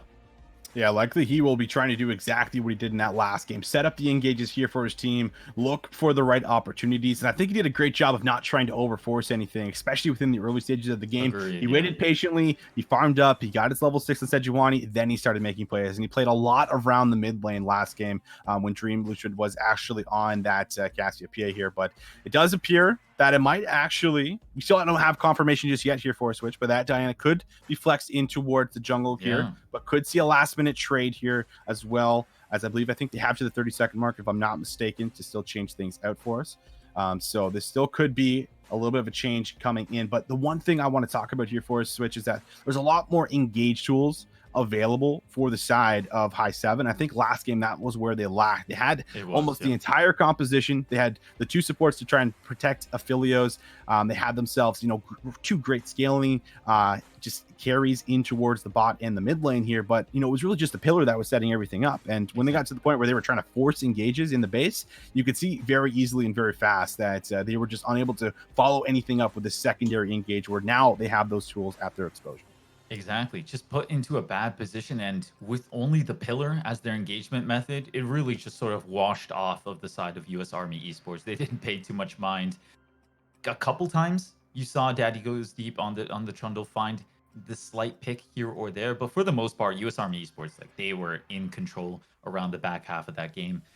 Visions, we do have confirmation, of course, that Set into the top lane, Rumble into the mid lane, and Diana going into that jungle position as well. I actually like Diana high economy, so I like to see her in one of the solo lanes, but in the jungle position, it definitely is throwing a curveball there. And the two lanes, top and mid right now, look really potent for your High7 as well. Rumble mid, we know, just wreaks havoc in that laning phase. His all-ins are incredible. Set as well, no slouch in the top lane. And versus Mordekaiser, you could bet whichever one is winning that lane is going to win really hard. Yeah, definitely able to win really hard here. But we already give you guys another shout out to one of our sponsors here at Upsurge, Midwest Esports. Midwest Esports has been around for many years, starting as small as a student group with the Wichita State University. Since then, Midwest Esports has grown to be a veteran organizer to tournaments and events throughout the United States. They host tournaments for games like League of Legends, Rocket League, as well as Overwatch. For more information, go over to MidwestEsports.com. Go check them out, guys. But before we throw it away, just a reminder, do not go anywhere. If we do hit 100 viewers, then we are going to be giving an RP giveaway, and 50 viewers after that will also be another RP giveaway. So tell your friends, for this game number 2 is a very exciting game number 1. Again, US Army Esports up against High7. Don't go anywhere. We'll be right back for game number 2.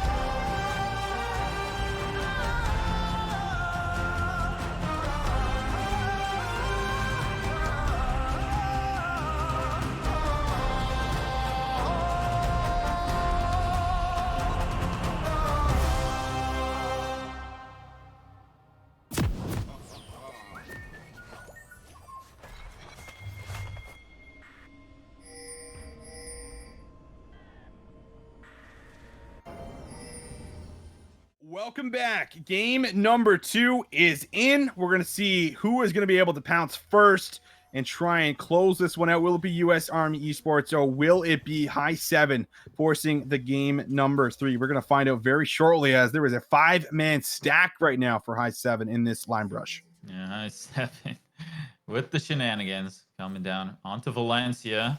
There's the flash coming through. Yeah, really nice victory. Over to the side of High7. They're still sort of peering into the area. There's the ward dropped, and just as quick, you can see the responses from US Army Esports.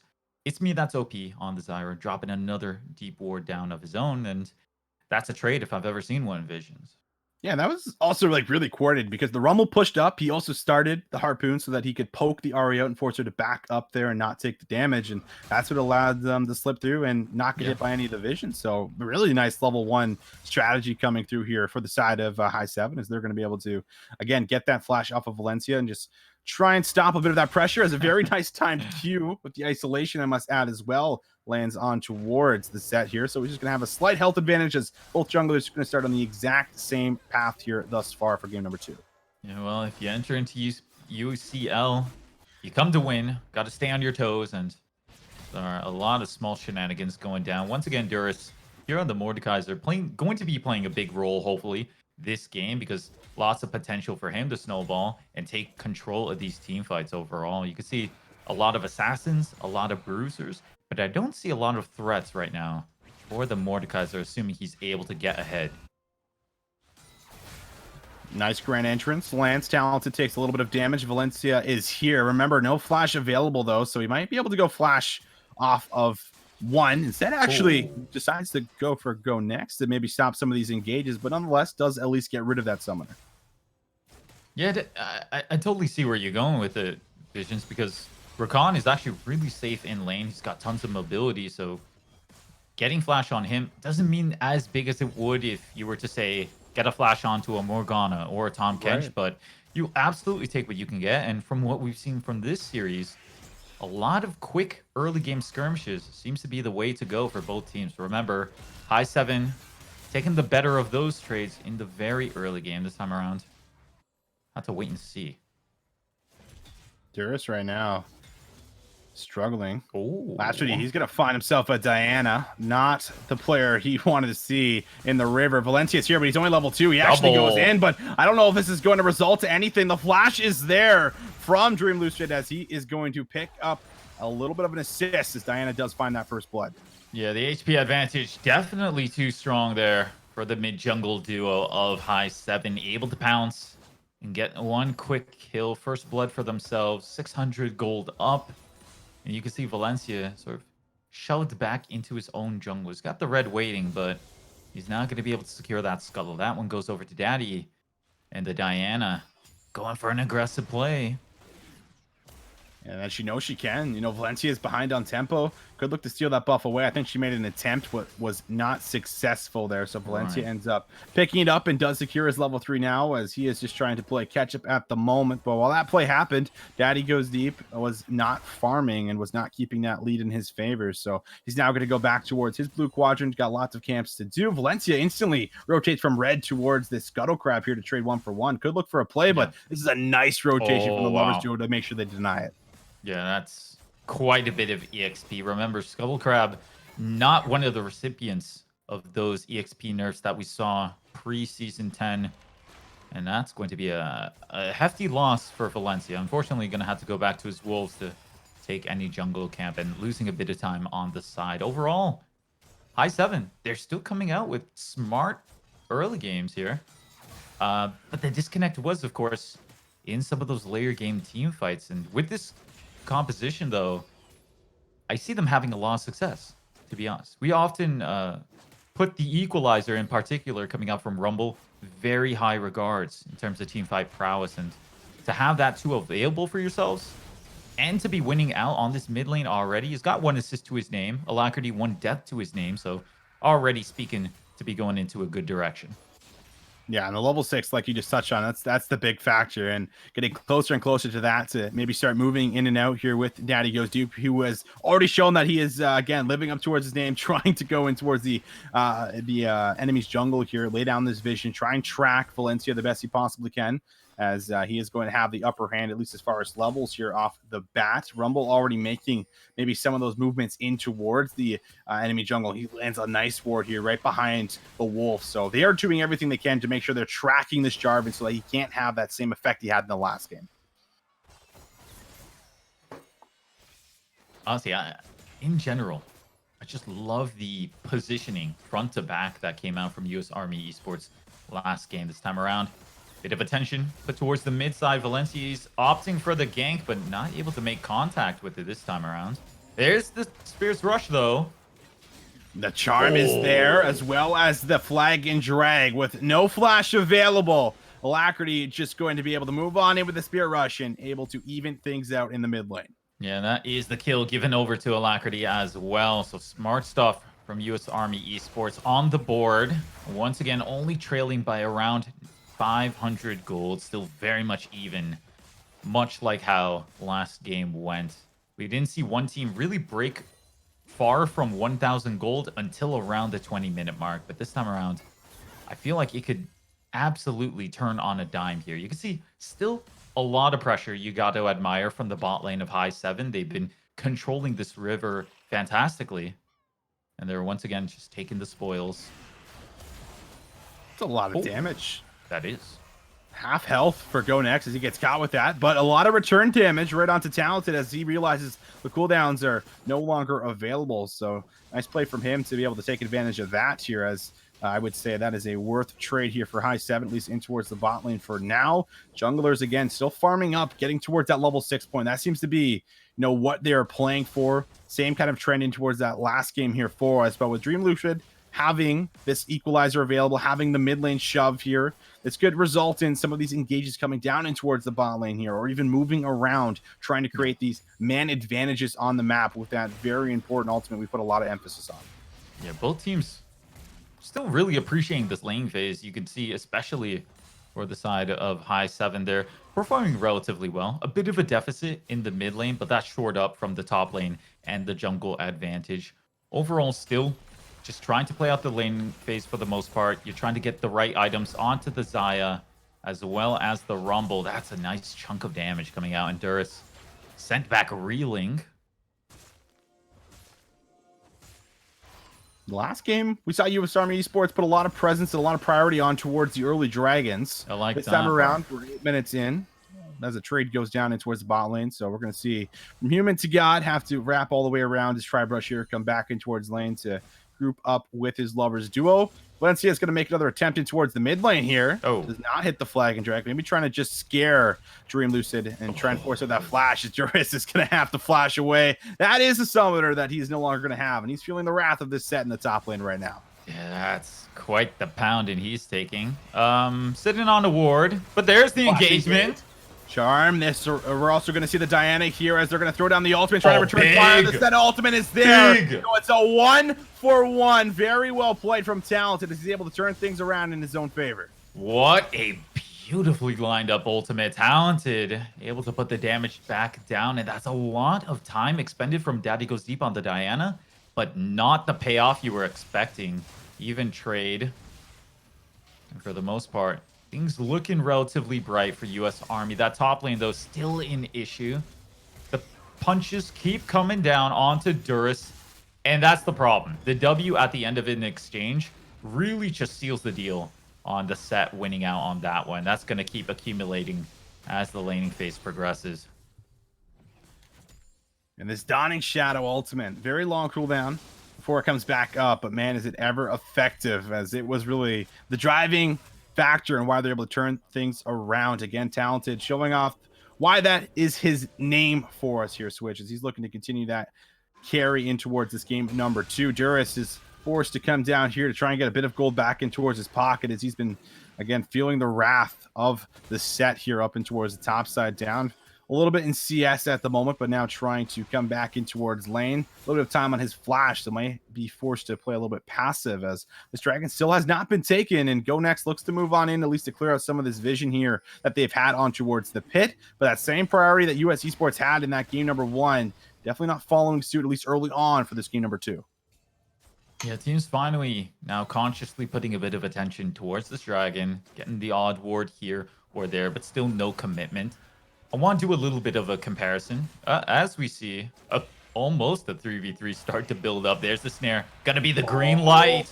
The ultimate is going to be used. It's not used there by the Xayah, and now the Wombo combo's used again from Daddy Goes Deep as they have secured a double. Could be a triple. There it is. 5 kills. All 5 kills, I might add. Now sitting on this jungler.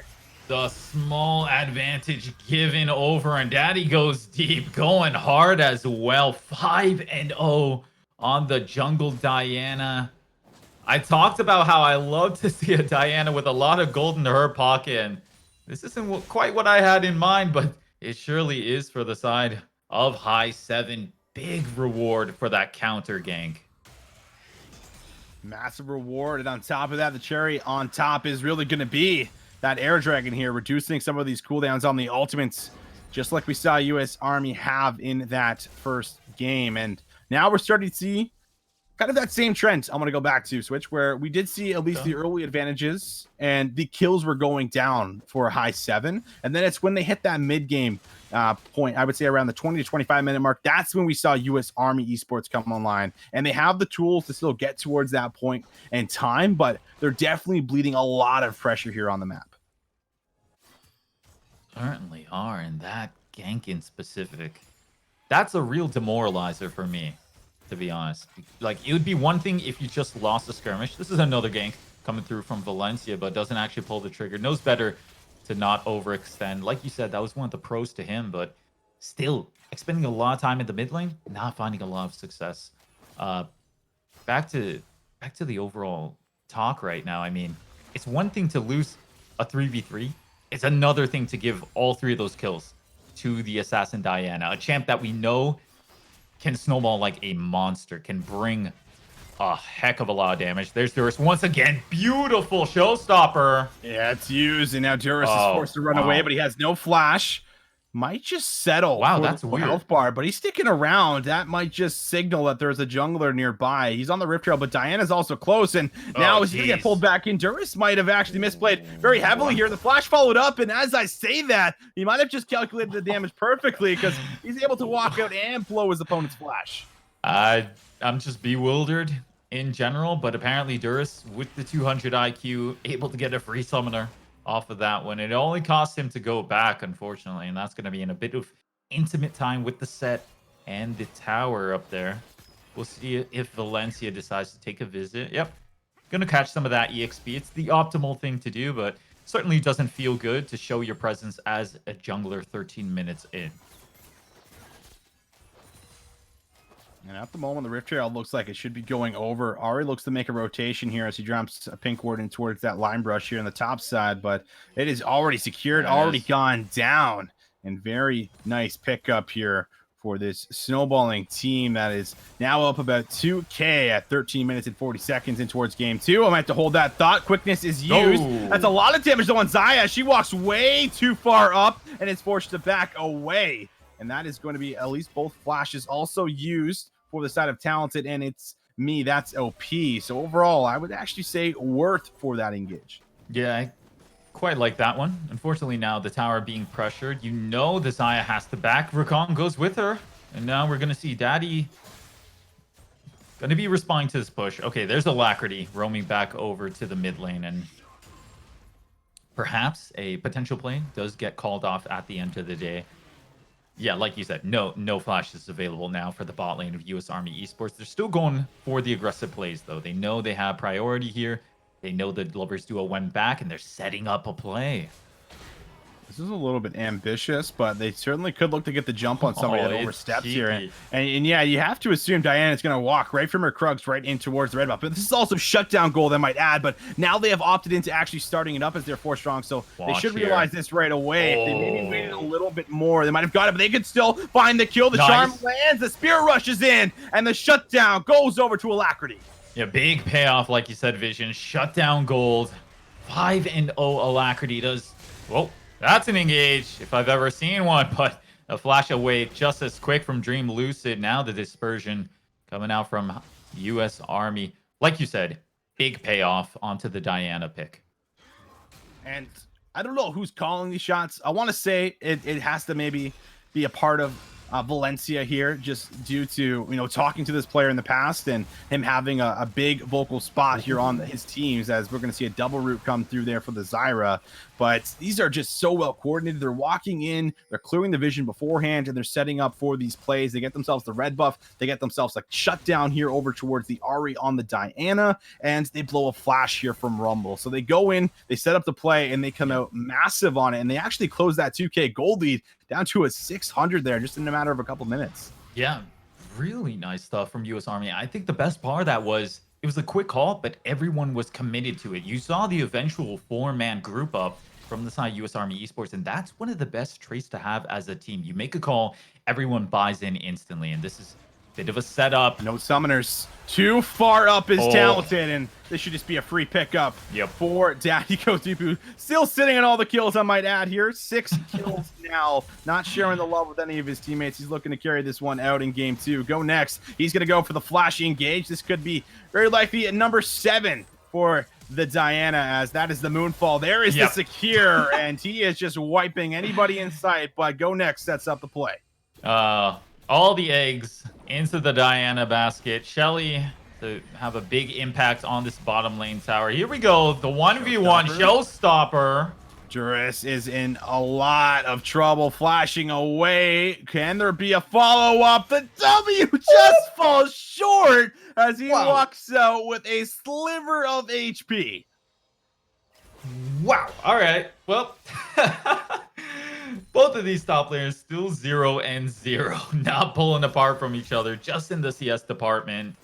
And it's a bit few and far between. You can see Duras holding on to his teleport. This might be US Army's green light to go in. No flash available. Zay's just completely caught out. Wow. Feathers in.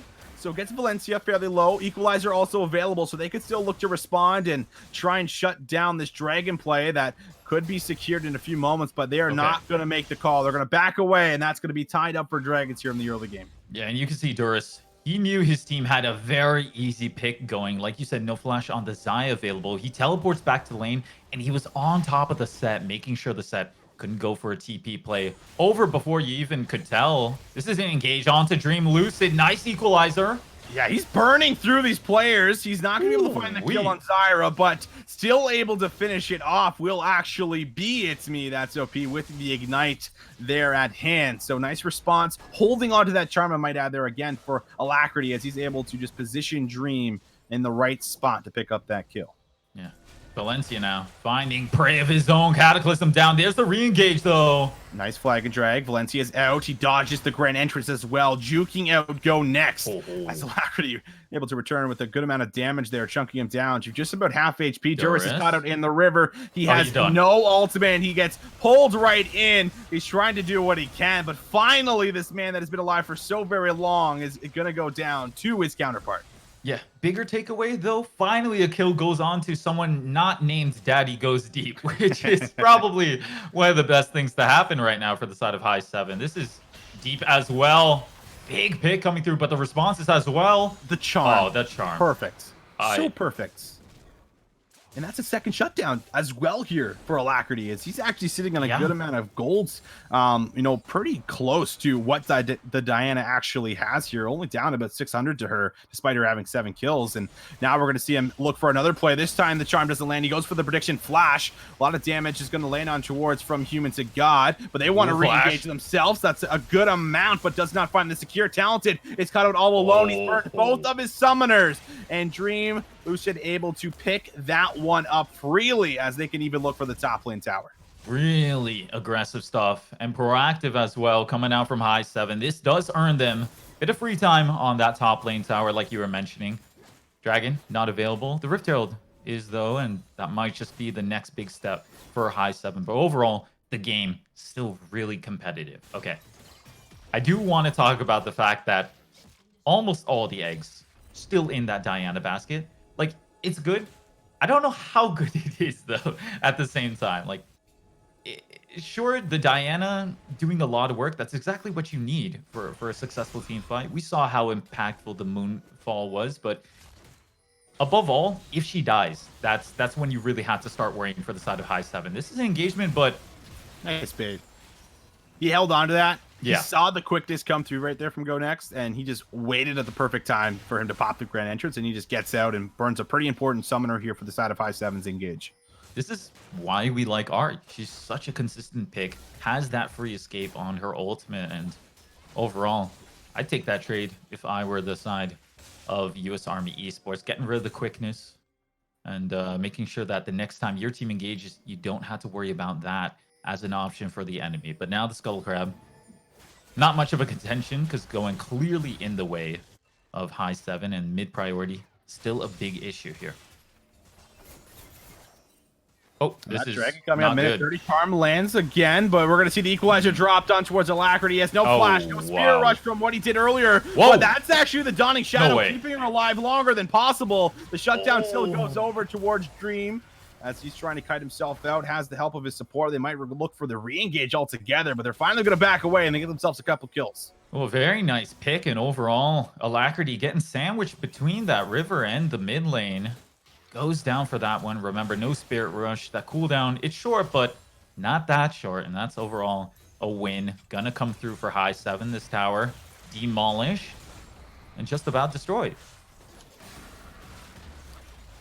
3 towers down on the map, and this is a lot of gold in the pockets of the side of High7. They are on track to force this game number 3, but this is about the time that they started to flunder and started to fall apart, especially around that Baron call that they had made. So this time around, expecting a little bit more of a clean Baron, either looking to turn and execute a little bit better, or altogether just trying to find the picks, find the fight, and then go for the Baron Nasher. But it looks like this Infernal coming up in 20 seconds has both of these teams' attention.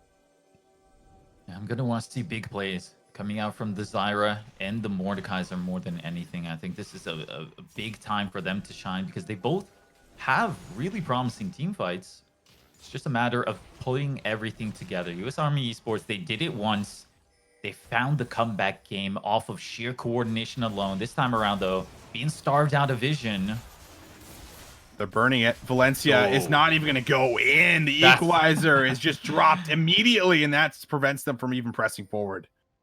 That's one way to shut the door if you're the Rumble. Really promising stuff. Duris, now looking for a pick. Quickness, it's going to find 3 members as well as the grand entrance. Go Next is unable to get himself back out as 5 members collapse on him, but finally he closes the gap. That's the Cataclysm on towards a few of the members. Feathers pulled back in, but doesn't really set anyone up. Alacrity on the back end of this, as well as Valencia. They're separated altogether, but Team Lucid has actually been pulled in towards this death realm. Can Duris find the kill? He cannot, and now he is out of time as Rumble ends up cleaning up his 3rd kill with a 3-for-0 in the back end of that fight. Yeah, Duris maybe kicking himself for taking that 1v1. The Mordekaiser was never given enough gold in the early game to start snowballing, and now you're just left wanting more out of that pick. Baron control in favor of High7, and they don't waste a breath on that one. Starting up the Baron. Still 3 members available for US Army, but are they close enough to make a difference?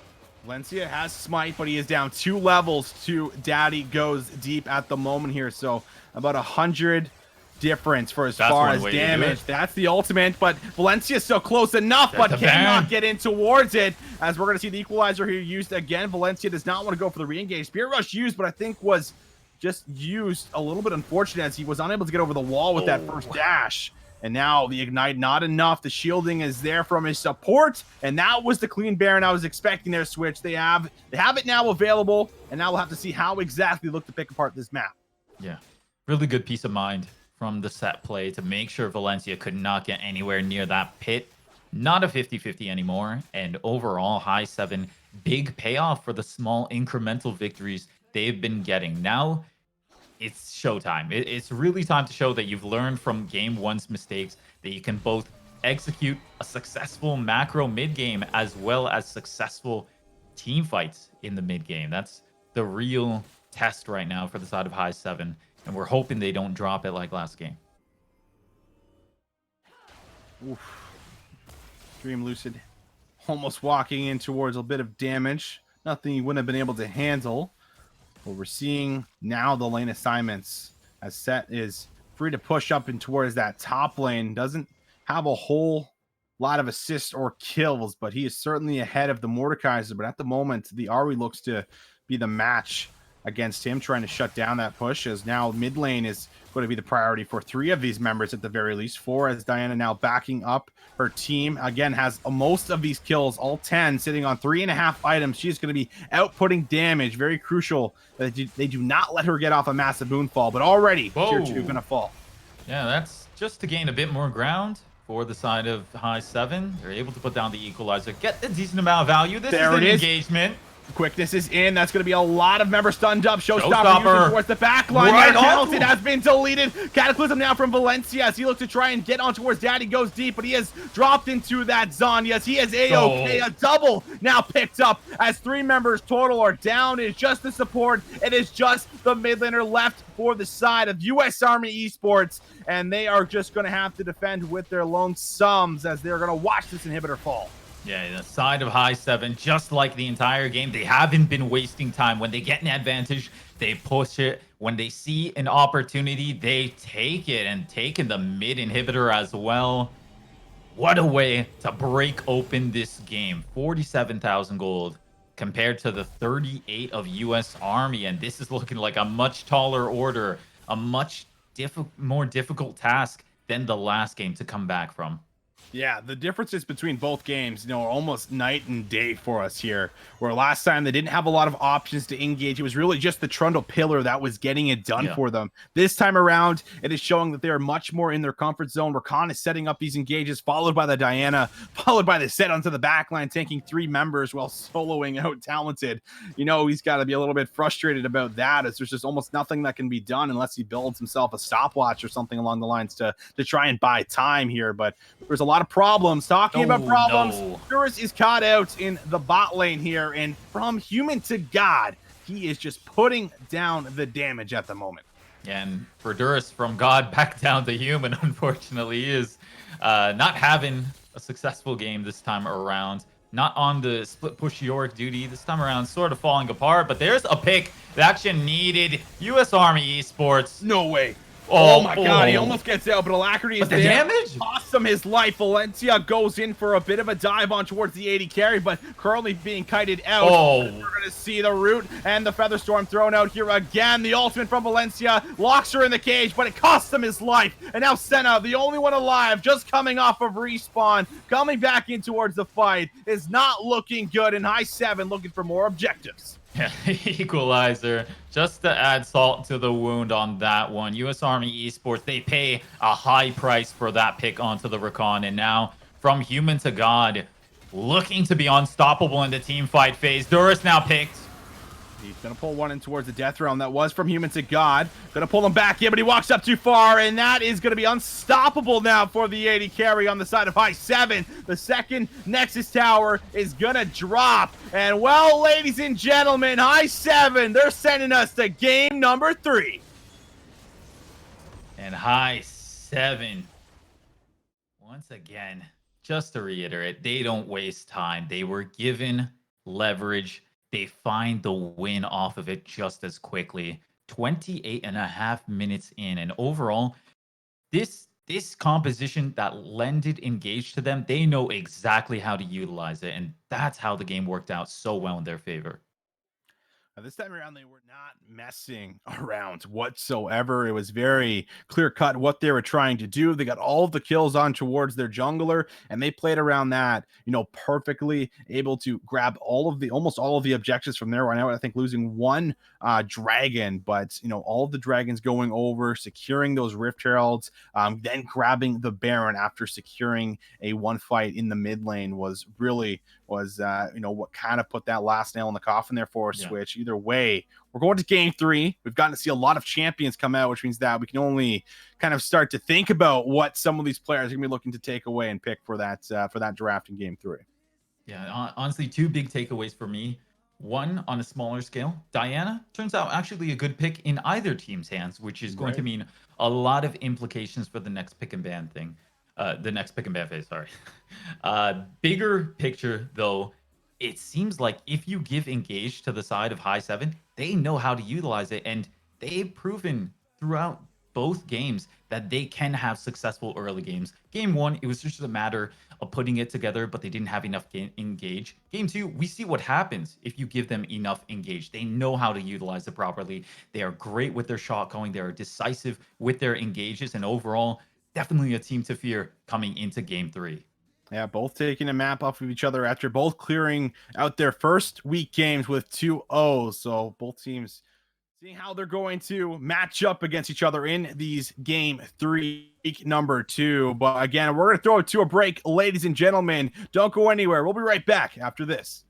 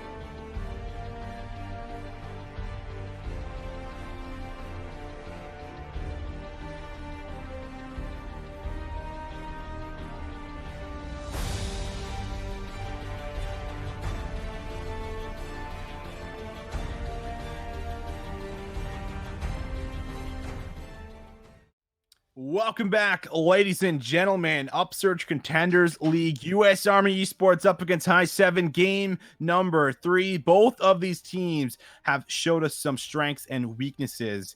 And going in towards this draft, you talked about a very pivotal one there, Switch. The Diana in the mid lane and Diana in the jungle has been played on both of these teams. We've seen the Soraka come through in game number 1 there as well. The set was super impactful last game, so you might just get a big change for our pick and ban phase for map number 3.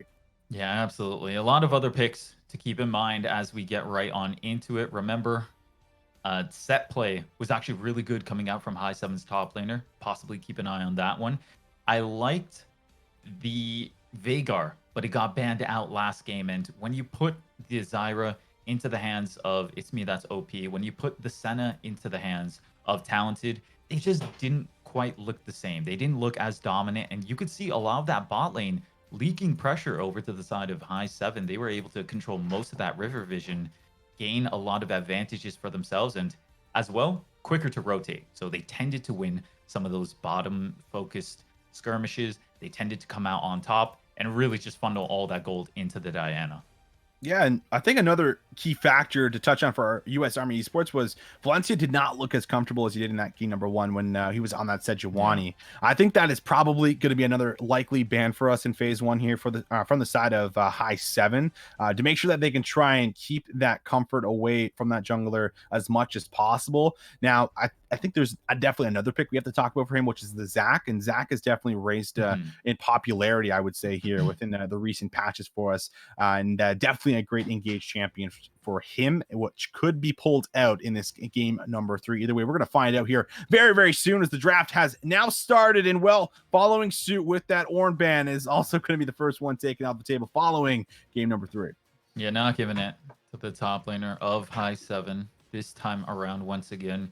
I think for High 7, you could actually give US Army the difficult choice of choosing between Sejuani and Diana. We're still not sure if the Diana might just straight up be taken off the table, but that ban makes a lot of sense. Remember, Talented, the AD carry for US Army Esports, didn't quite look as phenomenal when given the Senna. So making sure to not give him the misfortune once again as we progress a bit further through the ban phase. Yeah, trying to keep this man off of that impactful AoE Ultimate Champion. And U.S. Army Esports going to get rid of that Soraka here. So they're also following their stats from game number 2, learning from game number 1 that they do not want to have to deal with that. The Shaco ban, I know, has at least come through in the ban phase twice for us. I don't remember if it came through in that game number 1, but they certainly do not want to have to deal with this pick. And production's telling me that they did ban it all 3 games now. So this is just a lot of priority and pressure on towards the jungler here for U.S. Army. Yeah, so if I remember properly, that's actually just a straight up pocket pick for It's Me That's OP that plays support Shaco. I haven't gone against it in ages, but don't want to. From what I recall, yeah, God has blessed me enough to not see that champion for quite a bit. The set is also a champion we're not going to see for our game number 3. It was very impactful in the top lane. You can see Duras was just not having any fun up there, unable to find a response to that pick on the Mordekaiser that he had picked up for himself. Now we'll see exactly what that priority will be. The Diana was the last champion ban. The Sejuani is up and available. Will High 7 pick it? That's the question, but they do not even want to risk it. They're going to lock it in again here for that first pick. Yeah, and that was a bit of a softball given from High 7. High 7, they take away the choice. They make sure the Diana is no longer on the table. I would assume just because they don't want to see it go back into the hands of US Army Esports. Because, I mean, US Army Esports, let's say they take the Diana. Okay, great. Do High 7 even want the Sejuani? Like, I don't know how much value it has to them. So either way, taking it away. But let's keep what's working the same. The Xayah still back, and the Rakan as well, back to back, as the lovers duo finally locked in. Yeah, it didn't look, incredible or completely outstanding, but got the job done. And Rakan was certainly setting up the engages here. So just going back towards comfort. It worked for them last game, so if it's not broke, don't fix it. Might as well try and run it in this game number 3. That is so very important to keep both of these win streaks alive. Again, both teams currently 1-0 after week number 1, trying to keep that going. Caitlyn, though, will be the response, at least for our very first pick. And this also could be a potential Morgana coming through and pairing and synergizing here with this AD carry. Yeah, we do like the combo quite a bit. The snare into the trap is a potent one, and especially if you get it onto the Rakan for overextending, might just land out to be a kill. So good stuff. US Army Esports marksman, talented. He is very experienced on the Caitlyn. Misfortune Caitlyn, his 2 most picked, but there is a pick that I'm not surprised at all. This is actually, I believe, one of the most picked for the side of It's Me That's OP. Yeah. So pretty much his most picked champion, the Nami. And it guarantees you, once again, another potent laning phase, which is what we know is a reliable thing to expect from the bot lane of US Army Esports. So keeping some things the same, keeping comfort, as well you could say about the Rakan in the hands of High7, though. They have learned from their game 1 mistakes, and they are drafting Engage for themselves. And now the pinch on towards the mid laner here for US Army Esports seems to be a trend, as he loves to play a lot of these assassins. The Zed has been banned away from him now, I believe almost every single game here as well, and might even likely follow up another assassin ban just so that they can try to limit that pool as much as possible and give this Syndra that was picked up in this last pick for phase number 1 for High7 just a little bit more room to breathe and have that kind of pressure that she just carries alone. But Trundle will be banned away, that was picked in game 1. Well, the question that pops up into my mind, will we see game 1 Alacrity or game 2 Alacrity? Because game 1 on the Diana set up every team fight so beautifully, was going blow for blow with his opponent mid laner, Dream Lucid. Last game, though, Dream Lucid, very big game for himself. Didn't quite notice Alacrity on the Ahri. He was making the odd pick here and there, and it certainly was nice to see. The only problem is, in comparison to what his team actually needed, I don't know if he quite brought it in those team fights. Now another ban here, the Kiana. So does follow another assassin ban, as so has the draft here for us. No change coming through for us. So really whatsoever.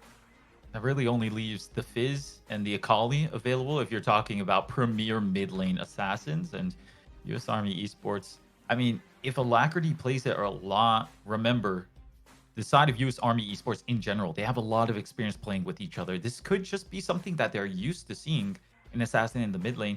They're accustomed to playing around, and to depart from that is sort of putting your team into an uncomfortable position. But High7, now with the pick, they go possibly with the jungle Rengar. He plays that a lot. Okay, Daddy goes deep with the jungle Rengar. This is, I believe, his first or second most played, but I honestly didn't think we'd see it in a competitive setting. I feel like it's really hard to execute with this champion, especially in a competitive setting, because if you're not snowballing and not building a league and essentially one-shotting one of the carries, then you can become fairly useless, especially as the game goes later and later. But you do have that opportunity to pop off, get the snowball going, start stacking up some of those stacks there for the Rengar to get the extra AP. So it definitely is the potential to do it and get it done here, but he's going to need the assistance of his team to make sure he's finding the advantages here on towards Valencia. However, the Fizz, though, is picked up. Like you mentioned, one of the superior assassins still up and available, and it's coming through for game 3. There you go. Keeping some of the same role in Alacrity back on the assassin pick. It's how we first showcased him as a great player in this series. Now back over in play. There's the Gnar finally coming through now. A good amount of engage, re-engage, follow-up engage. It's just beautiful tools to give into the hands of US Army Esports, because they too are very good at committing to engagements and being on the same page with the entirety of the team. Now High7, the real test. Have they learned from their mistakes? They need a bit more engaged, but apparently not. The Kayle gonna come through. Definitely another signature champion for the sub-top laner, Torchu du Chaos. On the top lane, he does play quite a bit of Kayle, but is it what the composition needs, or can High7 really play around it to perfection?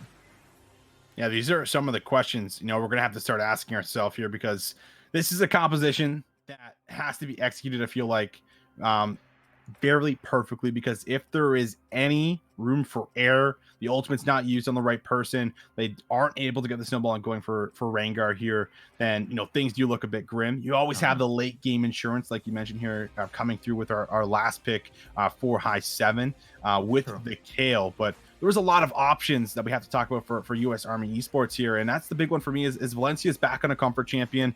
He hopefully has that same amount of pressure once he gets level 6 around some of these lanes, and he's got the Fizz to work with here to snowball on towards the Syndra. Also a very hard counter matchup into the Syndra, because you could just use that playful trickster whenever she uses the unleashed power. So there is just a lot of versatility left for us, as well as a lot of engage that comes through from this US Army squad. And if they go in with Sejuani, find a good ultimate onto the right carry, and Gnar follows it up with a big Gnar ultimate here, they could look to certainly pull off some of those wombo that they were looking to do in that game number 1. Yeah, that game number 1, definitely a showcase of how coordinated they can be at the highest level when they give themselves the right tools. And this is a very similar composition. Like you said, giving themselves a lot to work with. I say really balanced of a composition. You've got your clear backline, clear front line, And you throw in the Fizz into the mix just because it's your trademark mid lane style of play. But overall, you look at High7, definitely a lot more of a high skill cap in terms of performing in team fights. You've got the Rengar going in. You could pair that with the Kayle ultimate, actually, and that sounds like a sick combination. The Rakan as well could be the recipient of that Kayle ultimate, and overall, still another potent backline to work with. We saw how impressive from human to god was on the last Xayah pick this time around. He's got the same thing going for himself. So overall, I'd say both teams really impressive pick and ban phases. High7 though, going with a bit of the unexpected. A bit of the unexpected, and just kind of scoping out and just taking a look at this overall group again, Switch, because this is obviously the infernal division that we have here for both of these teams that they are currently in, as well as with the rest of these teams. And there was a lot of top contenders, and I think before we had even started the cast, we talked about how important a lot of these wins can be, because if some of these teams like Recon 5 Green, like Indiana University, Lane Zero, they start to find their footing, start to get that synergy rolling in towards the middle of the season, then you may not have an opportunity to find these very important wins to get yourself to a playoff situation. Now, still very early on before we start talking about playoffs, of course, but it's definitely something to think about. And these wins so very important when you have 4 teams that are currently all 1-0, and 2 of them being the teams that we're currently casting over. Yeah, it's massive implications for who's actually going to get over to the round of 16. So this is not the spot where you want to start dropping games, when you want to start going on a decline. You always want to be moving up, and I think both teams, to their credit, have shown us really remarkable stuff. We were talking about Visions. They both have the fundamentals absolutely down. We saw great macro decisions coming out from either one. If you recall game 1, it was a beautiful play around pressure with the split push top laner Yorick. That was nice stuff showcased from US Army Esports. Game 2, though, it was just pulling the trigger and committing to it instantly for the side of High7. They both know how to work with winning team fights, with winning games. It's just a matter of who gets the better this third game coming through. Because, and like we keep mentioning, these wins, they need to start stacking up. You're seeing the standings on your screen right now, but the competition stiff in this group.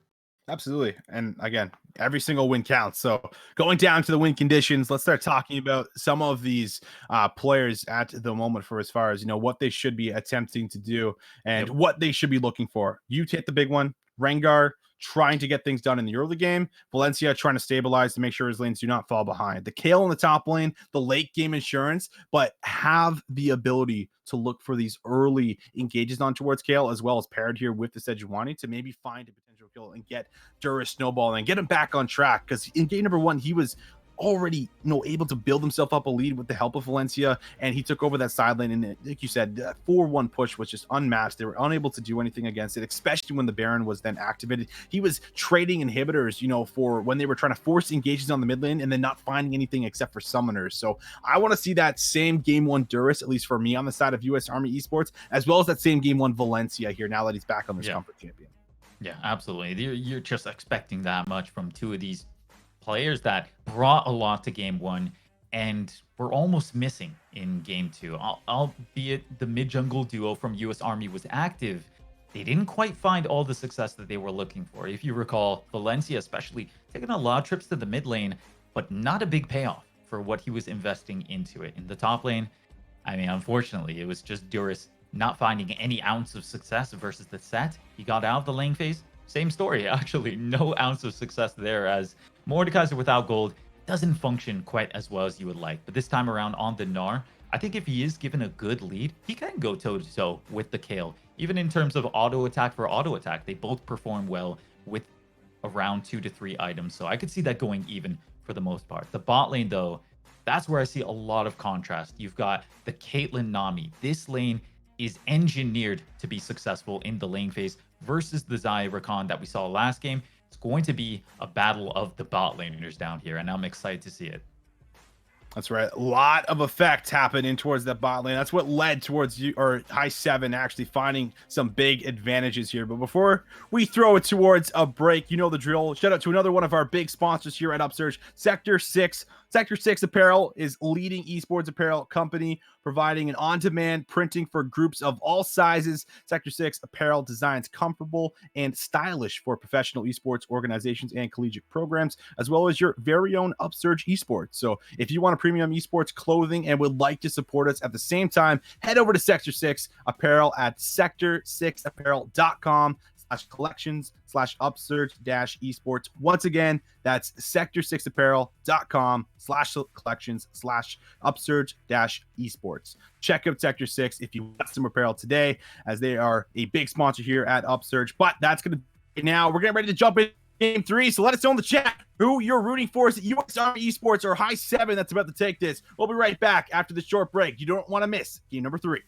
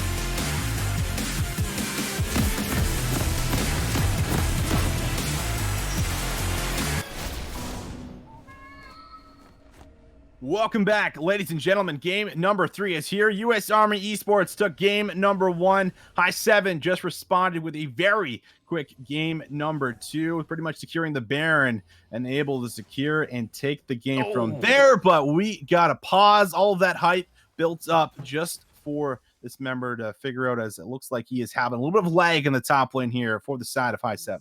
The classic Amber screen, but the R's are coming through. Fingers crossed, we might get back into game very shortly. Then again, I could have just cursed us all. So that's also something to consider. Way to go, Switch. Just like that. Yeah, it's on Reconnect, so I have high hopes. But we've got to break down a lot of what these teams and what this composition is basically attempting to do here for us within the early stages of the game. Now I want to actually talk about the pathing here going in towards game 3, because there's a little bit of an interesting thing that happens within multiple games being played in series for the junglers, where, you know, they are used to the way they're pathing, the way they're starting. And usually you see a change up in game 2 to create a question mark in game number 3. But it's been very clear where both of these junglers have started off the very start of the game. And now Daddy Goes Deep is running towards the top side. I would expect him to also start on towards this red buff, but we also expect this man just to power farm very early on, unless he goes for like some kind of a cheeky lane gank, which sometimes the Rengar does look for. But overall, it's really about power farming and getting towards level 6. And that's the playstyle of Valencia as well. So this might actually favor Valencia getting at level 6 as fast as possible and coming online, as we're going to see both of these guys go head to head and trade autos. But Rengar is here. He's going to be able to close the gap. And that's a flash actually from Durius here. So that's pretty massive very early on. Didn't want to take the damage. I don't know if the flash is warranted, though. I mean, Valencia is there. Valencia, Panic flash, by all accounts, could have taken W and just done. Yeah. So he totally could have taken W because he hasn't actually spec'd any skills. Either way, you got to show respect where respect's due. And for Durius, he felt respect was due right there. The flash gone, and that could mean a bit of an opening for Daddy Goes Deep. We were talking about the man locking in Rengar. He's a very experienced Rengar player. You're expecting him to come with the unexpected. Also, back-to-back games, they have gotten a level 1 flash. Last time it was actually on Alacrity there, where they were able to poke out the mid laner and just move on in. Actually, excuse me, I think it might have actually been on Valencia, so able to get that in the first time. This time around, they're going to take the safe route there. Very smart from the Caitlyn and Nami, as they had a ward down. They knew that they were waiting in the brush. It means that should give them the information that the Rengar probably started on towards the top side of the map here, as he's actually instantly pathing down towards the wolves and then in towards the blue split, of course, as we're going to see Valencia make the rotation and path up towards this top lane here. So both junglers free to probably get their own scuttle crabs and also look for a play of their own if there is a play that arises. I'm honestly not very accustomed to what to expect from a Rengar early game. Like you mentioned, he's going to be power farming.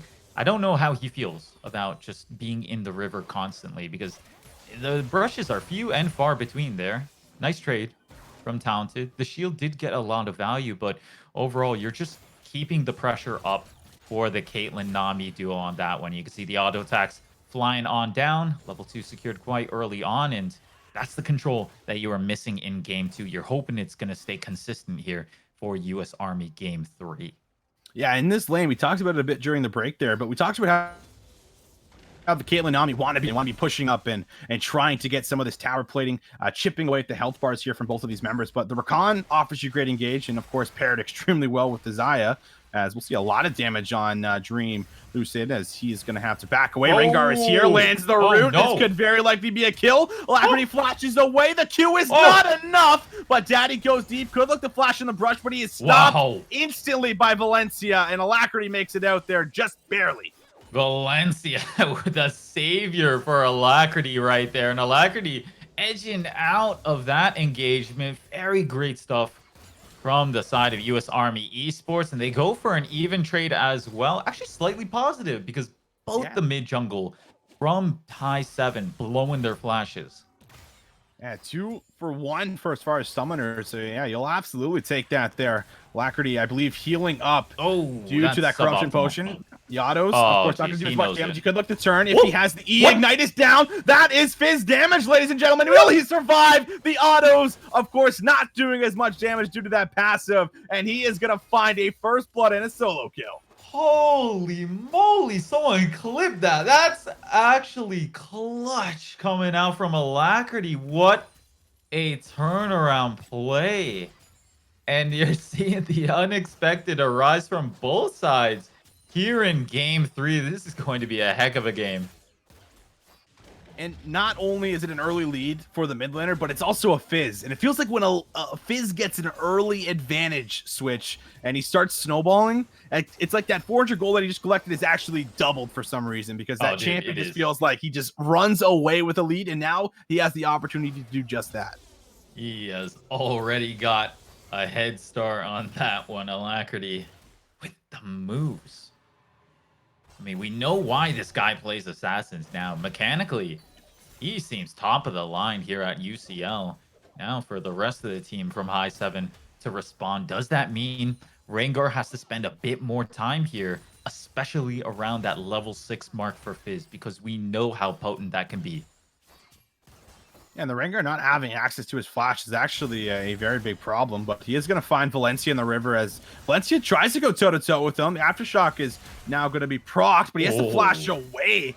Does not get hit by the scatter of the week, but here comes the return fire. Daddy goes deep, it's deleted. Can this be a 1v2? No Or way. a bit of damage land? I think he's got no cooldowns to commit for the all-in, but Alacrity now 2-0, not even 6 minutes in.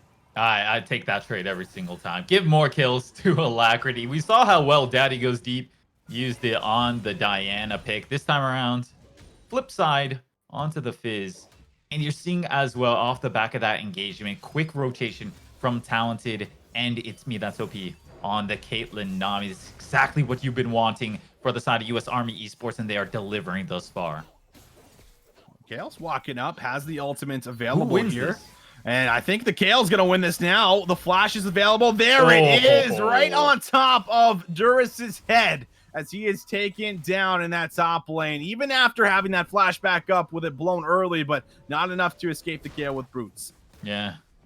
Both teams not shy to step up here in this final game. The implications, they're pretty big, and both teams not ready to back down quite yet. That's a nice kill over to the Kane. Yet another engagement from Daddy Goes Deep. Oh, blocks out on the jeez. Rengar, by the way. They're taking the camera for a trip on that. Nice sidestep. You can see It's Me That's OP showing respect to that Rengar. Does not want to face check him. Does not want him to go for the re-engage as Valencia is going to get a leash here from Alacrity, who says, I got a couple of kills. I don't mind helping you out and securing this red buff here for you. So he does manage to get that level 5 now. Daddy Goes Deep, still trying to get that level 6. Again, that's when he is going to come online. He did pick up a kill, I believe, in that mid lane exchange on towards events of Valencia there with the red smite and with the burn. So I believe that's what finished off the kill. I think I missed it, but that at least gives him a little bit of an edge and a snowballing advantage here as he closes in on this level 6, as we're going to see Fizz maybe look for a roam. Yeah, tension's very high. Alacrity in the area. Oh, don't forget that Some of range the is waters. massive. That's not going to hit anyone. Oh, very nice E from Fizz. It's going to be a flash now from the bubble, as it looks like the Lovers duo are going to make it out, returning fire a bit, but we'll have to see if Rengar wants to actually get himself in. He could look to jump onto Alacrity, but he is fairly tanky at this stage. That was just the positioning from Alacrity. Did not notice it, but beautiful juke on the dash that could have came through from the Rengar. Duris here, interesting positioning, but as a whole, US Army Esports, they're grouped. Going on to go next, and he's forced to back down. Remember, no flash for the Recon. This is an Infernal to their liking. Not only does Alacrity have 2 kills and working towards that Proto Belt, but now he's going to have a little bit of extra damage available. Valencia does have that Glacial Prison if he does want to try and throw that out and look for a pick, but safe pathing here from the support and mid laner as they're going to wrap around, grab a little bit of extra gold here for Dream Lucid as he is trying to get himself back in towards the game. You can see him also opting super defensively right now. You know, having that stopwatch rune picked up here for himself with an inspirational, as well as going for the Merc Treads, as he knows when this Fizz starts to snowball, it can get completely out of hand, and those turret dives are very likely to come through if he oversteps. The respect being shown, you appreciate to see, especially here in this game 3. It's not about, you know, who's more alpha than the other. It's just about winning the game. It's just about getting that 1-0 for your record to add. And right now, pressure's still pretty high. This game still wide open. You're seeing Talented actually going for the Storm Razors, so that's going to come online much quicker than the Xayah just going for a simple Essence Reaver. You're expecting that damage from the bot lane of US Army Esports to come in much quicker and bring some well-deserved damage over to the party. Level 6 soon here, you would imagine, for the Rakan. Could set up for a very big play now that Rengar has his level 6, but he's on the top side currently as Rift Herald is actually being taken from Valencia. He has a little bit of pressure here in the mid lane, or a whole lot of pressure. He's actually just going to rotate over. Juris now takes a lot of damage. He gets chunked down to about 50% HP. Valencia is here That's going to back up Duris, but the Rift He Trail ulted too. could be collapsed on. Syndra is making her way down from the mid lane, and now they're just going to go all in. Kale pops the ultimate, trying to buy time. Daddy flashes away, but Alacrity is right there with the Valencia's cleanup. alive. This could be a double, and it is. Oh. Maybe even a triple as the Rift Trail is secured. Valencia picks it up. Duris says, I'm going to take this one, but it is a 3-0, and the Rift Trail over to U.S. Army Esports. Yeah, the positioning, the single-man playmaking from all three members of U.S. Army Esports, they take out their opponents beautifully done. Dream Lucid, he actually used the ultimate. Oh, hang on. That is a lot of damage. There's a lot of damage. It doesn't look like they're going to be able to follow it up. Ultimate available there with the, or sorry, no ace in the hole available, but Rengar is now into the mix, and he is running on in. He lands the first boa, but is he going to be able to get towards the brush and close the gap? Talented says, I dare you to. And I'll have to see if he's going to actually do it. He's walking up. He's trying to bait it. He's going to be able to land the E, but the flashing forward, that is going to be from the Xayah. As now Rakan enters back into the fight, and Talented has bit off more than he can chew. He baits the Rengar, but he only baits himself. Yeah, and it was a 3v2 the entire time, but still playing with fire was the bot lane of U.S. Army Esports. Now for some sweet old revenge as Alacrity piles on through.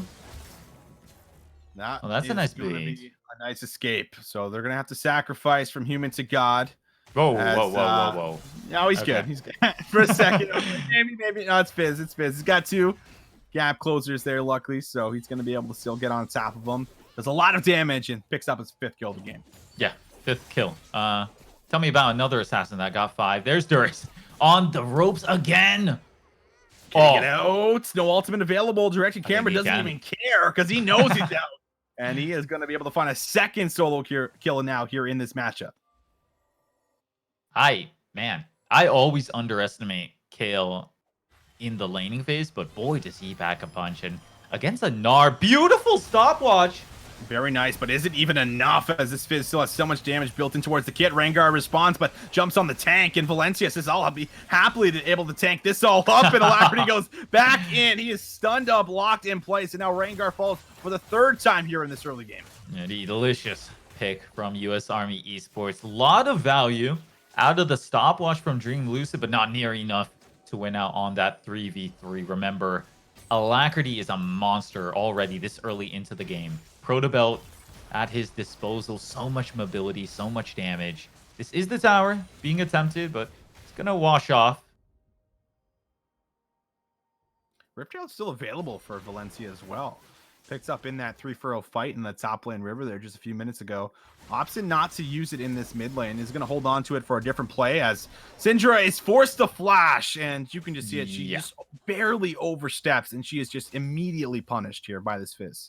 And that's just Fizz doing normal Fizz things. Like, wait until he does real Fizz things. Like, it's going to get nuts very quickly once he gets some of his core items. The Lich Bane, perhaps the Rabadons, the Zhonya's as well. All these things sound fantastic.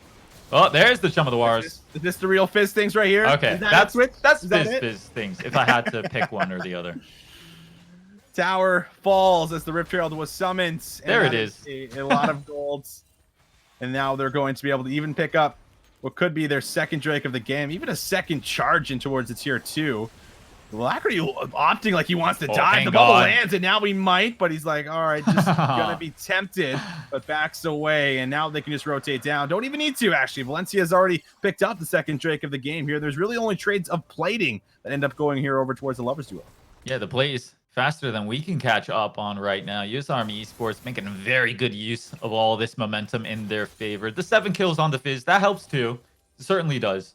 But as a whole, High7, they need to come out with some answer to really get back into the stride of this game.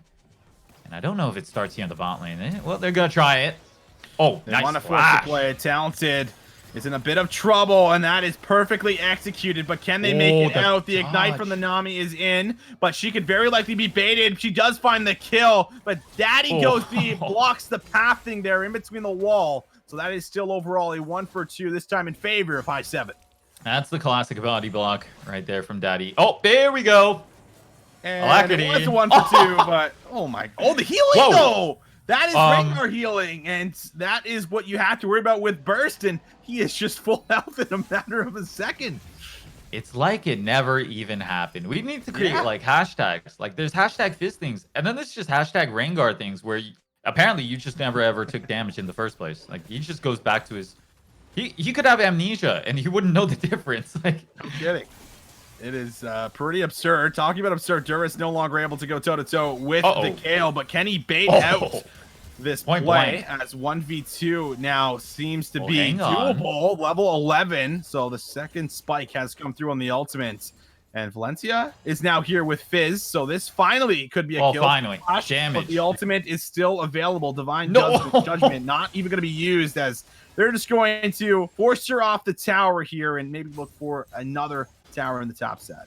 Yeah, to be honest, I would have gotten baited by that. That's just Kale holding on to the ultimate, and an Alacrity. Very smart to not take that engagement, but overall the tower is still the takeaway. This might be Daddy finding the pick, or is the hunter the prey? A big shutdown. He gets over the wall. The flash fail is going to be on the Rengar. Not what you like to see, as that was a very big shutdown. 1K total. Another flash forced out as Valencia has to try and escape. Duris is over the wall, regroups with his team. The bubble is going to land, and they're going to be able to make it out A-OK. So they get a lot of summoners, but unable to find any kills. All right, scot-free on that escape for the side of US Army Esports, but they are paying for it with the life of their bottom lane tower. That's taking a heap and helping of damage, and overall, still very competitive game. High7, not dropping too much and trying to punish. This time around, they're hanging around the Rift Herald bit, but I don't know if they can actually go for an engagement very soon. Yeah, it's me. That's OP. Actually delayed the back just to make sure that Rengar wasn't going to be able to pick that up there for free off the back end of that invade that came through there for US Army Esports. So now we're 17 minutes in, almost a 2K goal lead, more like a 1.5 at the moment here for the side of US Army, and now they're just going to be pushing up mid, looking to see if they can try and create some more pressure. Remember, there was also no mid lane tower due to them cracking that open with the Rift Herald. So this opens up for them to do exactly this, shove the wave in, and then move in towards whatever quadrant they want to, set up and lay down this vision, or even maybe look for this Rift Herald here that is up for grabs.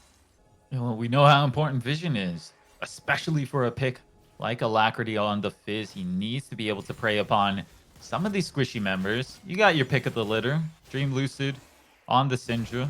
Go next on the Rakan as well. Quite squishy, but this is the zone out currently. Rift Herald being started. Halfway done already, but the party is here. Rengar has the ultimate. Both top laners also have the TPs available, as Duris can't go toe-to-toe anymore with his lane opponent, but that was going to be Rift Herald still going over. Alacrity is going to grab a hold of that here now, as they do end up coming out top with the objective. All right, that's a smart flash. Even just from a glance, you're like, oh, Duris is in trouble. He should probably flash there. And smartly enough, he's able to just hang in the lane. And that's pretty much all you can ask from the Gnar currently. He's losing hard in terms of the DPS, but not losing hard in terms of CS. And that's finally going to be the second Shelly going down. I know it has a name, but I really cannot off the top of my head. Is it like Shirley, or I don't remember? It could be. You got me beat. I call it second Rift Herald either way. Third charge. Gonna actually, I think, manage to hit there. So does actually do a good amount of damage to that tower. Inching closer and closer to an exposed inhibitor in the mid lane, as now 4 groups strong for the side of High7. They have their 5th now with them. They're going to go in for the Nami. A bubble does land, but she down flashes away, trying to close the gap, re-engage. Can't come through for Rengar, but he has been locked down and set in place. That's going to be the first one down of the fight. They're trying to run away in towards the river. Kale goes back in. There's no flash available on Nami. That's one going down here. Divine Judgment also still available to make a play. They have taken down a second as the bot lane falls for US Army Esports. Now only a 3v4. They are not done. They're looking to clean up house, and Duris not having flash looks like he is just going to be a free pickup. Has the Mega Gnar, but cannot even pop it, and that is a 1-4-3 in favor of High7. Yeah, it's been a rough game for Duris. About to get rougher even, as the Kale picking up some crucial kills off of that one. You have a Fed Fizz. Well, we've got a 5-1 Kale to go along with us. So it's going to be a battle of the carries this time around. Torchu just showcasing why Kale is such a good pick. You get a one-man advantage and you just run wild with it. There's finally the dragon secured, as the next ones, subsequent ones, are going to be mountains. But overall, you've lost a bit of steam for the side of US Army Esports. And it's very similar to our game number 2, where all the gold's almost sitting on one person. I might have to hold that thought. Shove in the water says land. This is probably a dead Rakan. Yes, it is. Lacrity able to grab that. Number 9, just the man I was about to touch on, as he is sitting on all of the gold, similar to Daddy Goes Deep on the Diana in that last game, where he was just holding on to the majority of the kills. Same case for us going in towards this game number 3, where it's pretty much all on him to at least either find the Xayah or the Syndra in these fights. Yeah, and for Alacrity in particular, you've got to watch your targeting. You got to make sure to focus some of these bigger carries. Looking at Torchu on the Kayle, waiting to see the Chum of the Waters land onto him. But if it can't, you can be sure the Kayle is going to run away with the team fight. But first things first, the mana advantage does go into favor for the side of US Army Esports. They take what's theirs, the inhibitor, down. And overall, pretty promising stuff for the next 3 minutes. Yeah, this is actually a really nice takeaway. Oh, Syndra is caught out. Valencia sets up the engage, and a misstep here from the mid laner on the side of High7 is now going to result in this tempo continuing here right in their favor. And you got to wonder about the positioning on that one. You lost vision of almost all of US Army Esports. Knew they were heading into the jungle. Not sure which side, but that is an unfortunate coin flip, not going in the favor of Dream Lucid. He gets preyed upon. And another big loss for High7. They are not going to get a lot of time to start controlling this river. You can see the wards going down for Go next, but he's just trying to drop them and run back into his own jungle, because the rest of US Army Esports will eventually enter that side. Very close back there for Turris, as him going down could have resulted in a potential play around the Baron, as that is clearly where both of these teams have their sights lines up on. Valencia holding on towards this mid lane tower. Fizz is enough to keep them zoned away. And you would think this would almost be very hard for the Fizz because of the divine judgment here from the Kayle, but she wants to be selfish in these fights because she realizes that she's the one that's supposed to be carrying them out. So she doesn't want to have to, use the ultimate for someone else. She wants to save it for herself. And we'll just have to see if that is actually going to pay off for us as these fights go forward. Unfortunately, this does sort of tame the options available for High7. I mean, you would love to see the Kayle ultimate go down onto someone like an Engager, like the Rengar, maybe the Rakan, but unfortunately, you're absolutely right. The Kayle just has to save it for herself because she is the biggest DPS threat on her team right now. US Army Esports have done a great job of keeping down Dream Lucid on the Syndra. Never got to kill this game thus far. From human to god, he's been having a quiet game, so not sure if we can really expect him to take over team fights, but there's Alacrity again.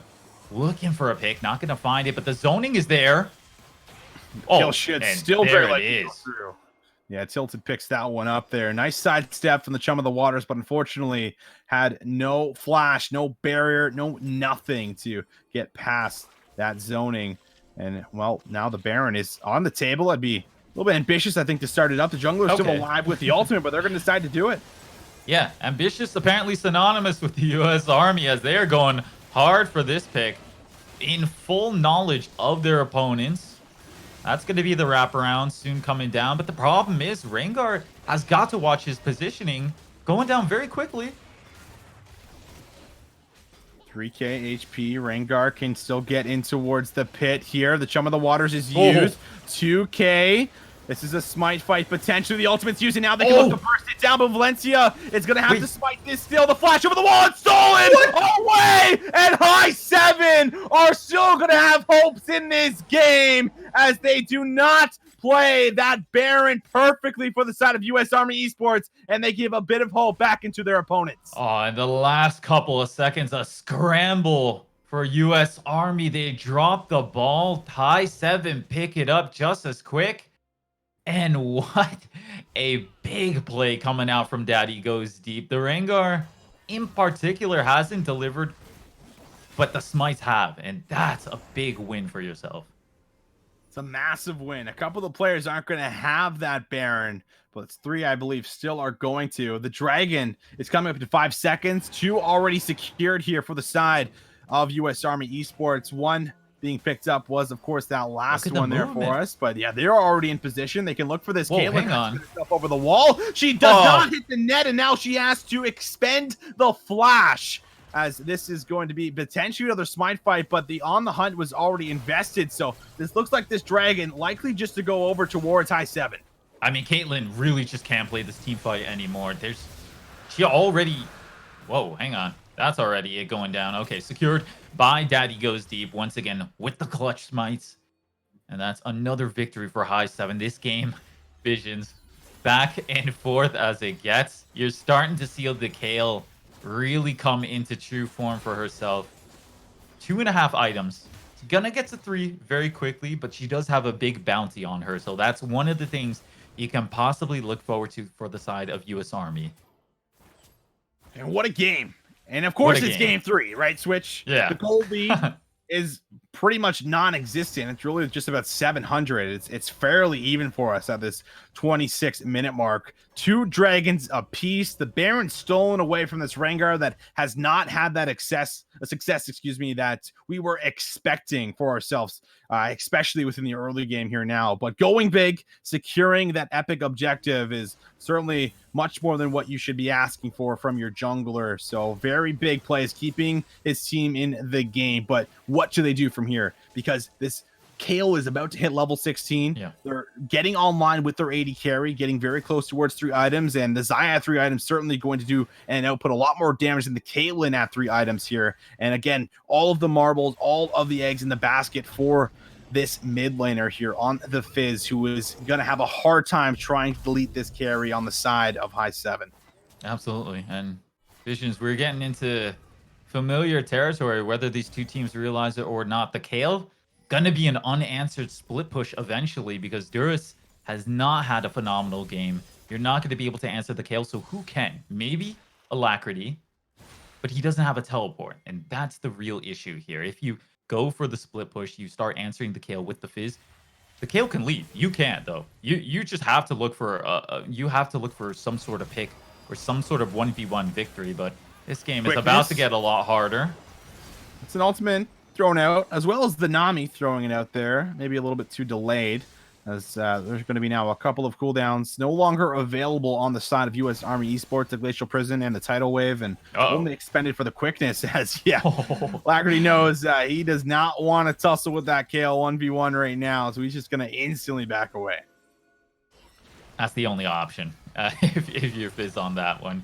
Alacrity going through, look for the pick, doesn't land, but he's going in anyway. Yeah, he has now absorbed a lot of this damage here, as Valencia is the target in the front line. He is trying to absorb damage himself, but he goes golden for a moment. That's going to be the grand entrance, but it is not timed perfectly. Now the Kale flank on the side. She's laying down the autos, also doing a lot of this true damage now too. This is just going to force them to disengage, back up, and respect the positioning here from High7. Oh, nice pickup from Talented. The damage dropped. There's the ultimate. Talented has the Ignite ticking, but it looks like he's going to make it out alive, as there is nobody there to follow up that engage there from Dream Lucid. So that is just going to be the heal for the Flash here for the 80 carries in mid laner.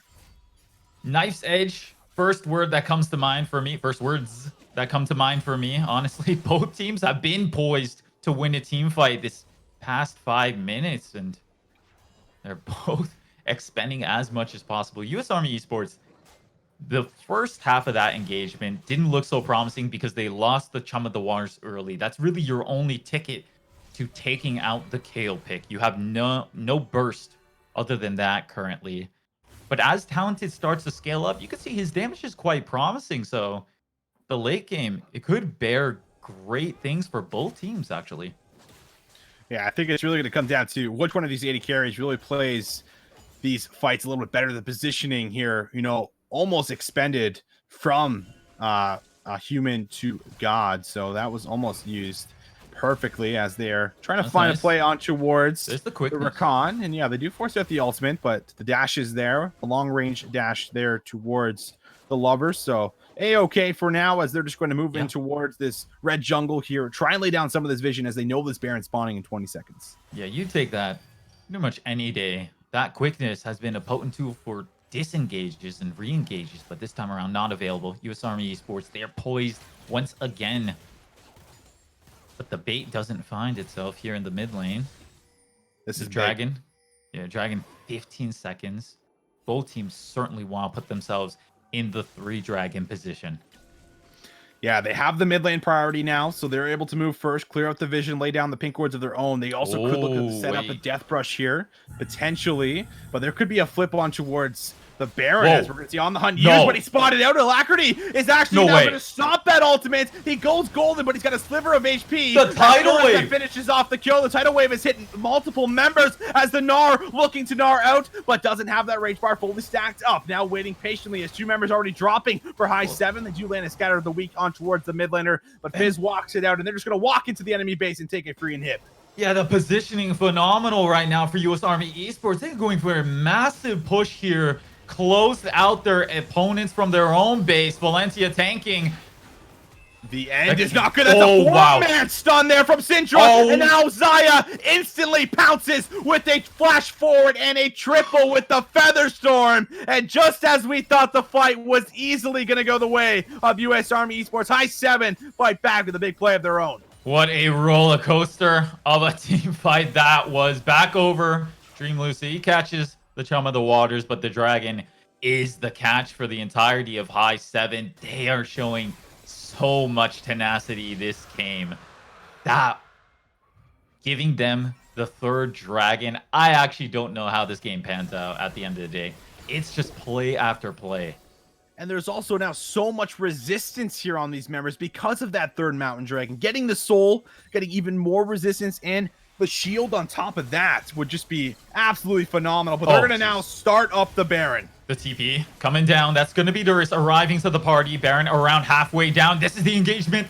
Grand entrance lands on towards Valencia. While this is happening, the Baron is still being taken down. Alacrity is able to get himself away, but he has to expend the flash. Wow. Is able to use the ultimate, stuns a few in towards the wall. That is the Divine Judgment now no longer available as Nami is free pickings in the top lane. First one Talented. Is down. 4v5 now, as we're going to see if they start the Baron back up. Unsure, really, if Baron is still on the table. Yeah, that's going to be the recalls coming out for the side of High7, but on a knife's edge might just be an understatement at this point. Back and forth.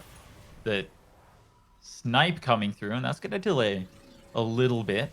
Perhaps a bit of a reprieve for the side of US Army. They can secure some well-deserved vision around this Baron side, but wow, this game just so close to tipping. They're starting it. They have the jungler here. Rengar is nearby. Also, remember, he stole the last Baron when they took the 50-50. They knew he was there, but they did it anyways. He does not have the ultimate light switch set. Does not have the flash. They're burning it. HP. He's got to get in towards the pit. Will it be stolen away? It is! He steals a second one! Duris tries to throw the team back, but it doesn't matter because US Army Esports has made another bad call. It has not paid off. They lose the second Baron of the game, and now this very likely looks like it's going to be another kill. Flash over the wall for Valencia as he's trying to get away, but his team is pushing up mid. They might look to break open the base here, Switch. 2 smite steals in a row. Daddy goes deep, looking to make the plays. He finally goes down, but the team taking his flag. This push, massive, might go even further than the inhib. Very likely could. Alacrity still yet to die in this game.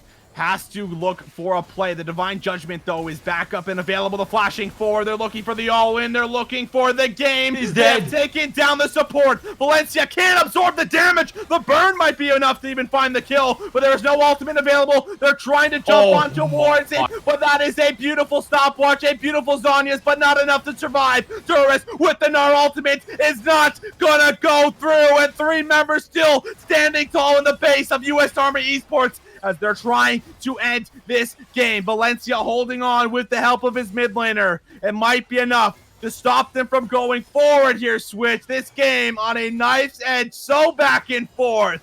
But they can't end just yet, and this could even likely be a kill. The heal is forced out. Grand entrance yet again will land, stopping them, and now they can finally disengage. As I say that, some of the waters, the auto to minions, and the shutdown goes through as Alacrity oversteps himself and is gonna fall down to the 80 carry. Complete 180 from Valencia. No fizz to save him this time around. The smite coming through. That's going to be right onto Valencia. He's tanky, and the turnaround once again. Talented is here. The tidal wave stops them from going forward, and they're just overcommitting way too much as they finally have to reset. I don't know how much to emotionally invest into this anymore. It's just playing with my emotions at this point. Honestly, how much of an impact can one player have? Daddy goes deep. He's pushing the limits right now. 2 smite steals in a row. Saves the game from the jaws of defeat twice, essentially.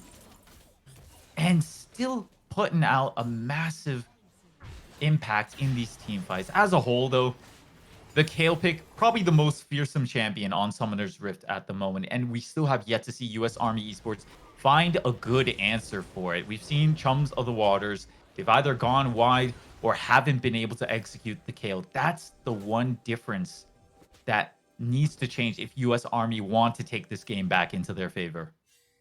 And what an objective that we have coming up here in 20 seconds. This could be the 4th Mountain Dragon, the Soul Mountain Dragon. It is going to probably come down to this unless the fight breaks up beforehand, and very likely it will. Grand Entrance lands on towards a few members. Nami very, very low, but will survive. Beautiful. Thrown out as they look to re-engage. Valencia is in. He's into the mix. There is no Divine Judgment. The bubble has landed, but nobody is there, and the Grand Entrance again finds a 3-man knockup as the shutdowns, the kills, they're all dropping, and High7 play a back and forth game, but in the end, they close out the team fight, and they will close out the series. Over in a snap, right into favor for High7. The Game 3 takeaway. Hard fought as it gets here at Upsurge, but this one over to the side of High7.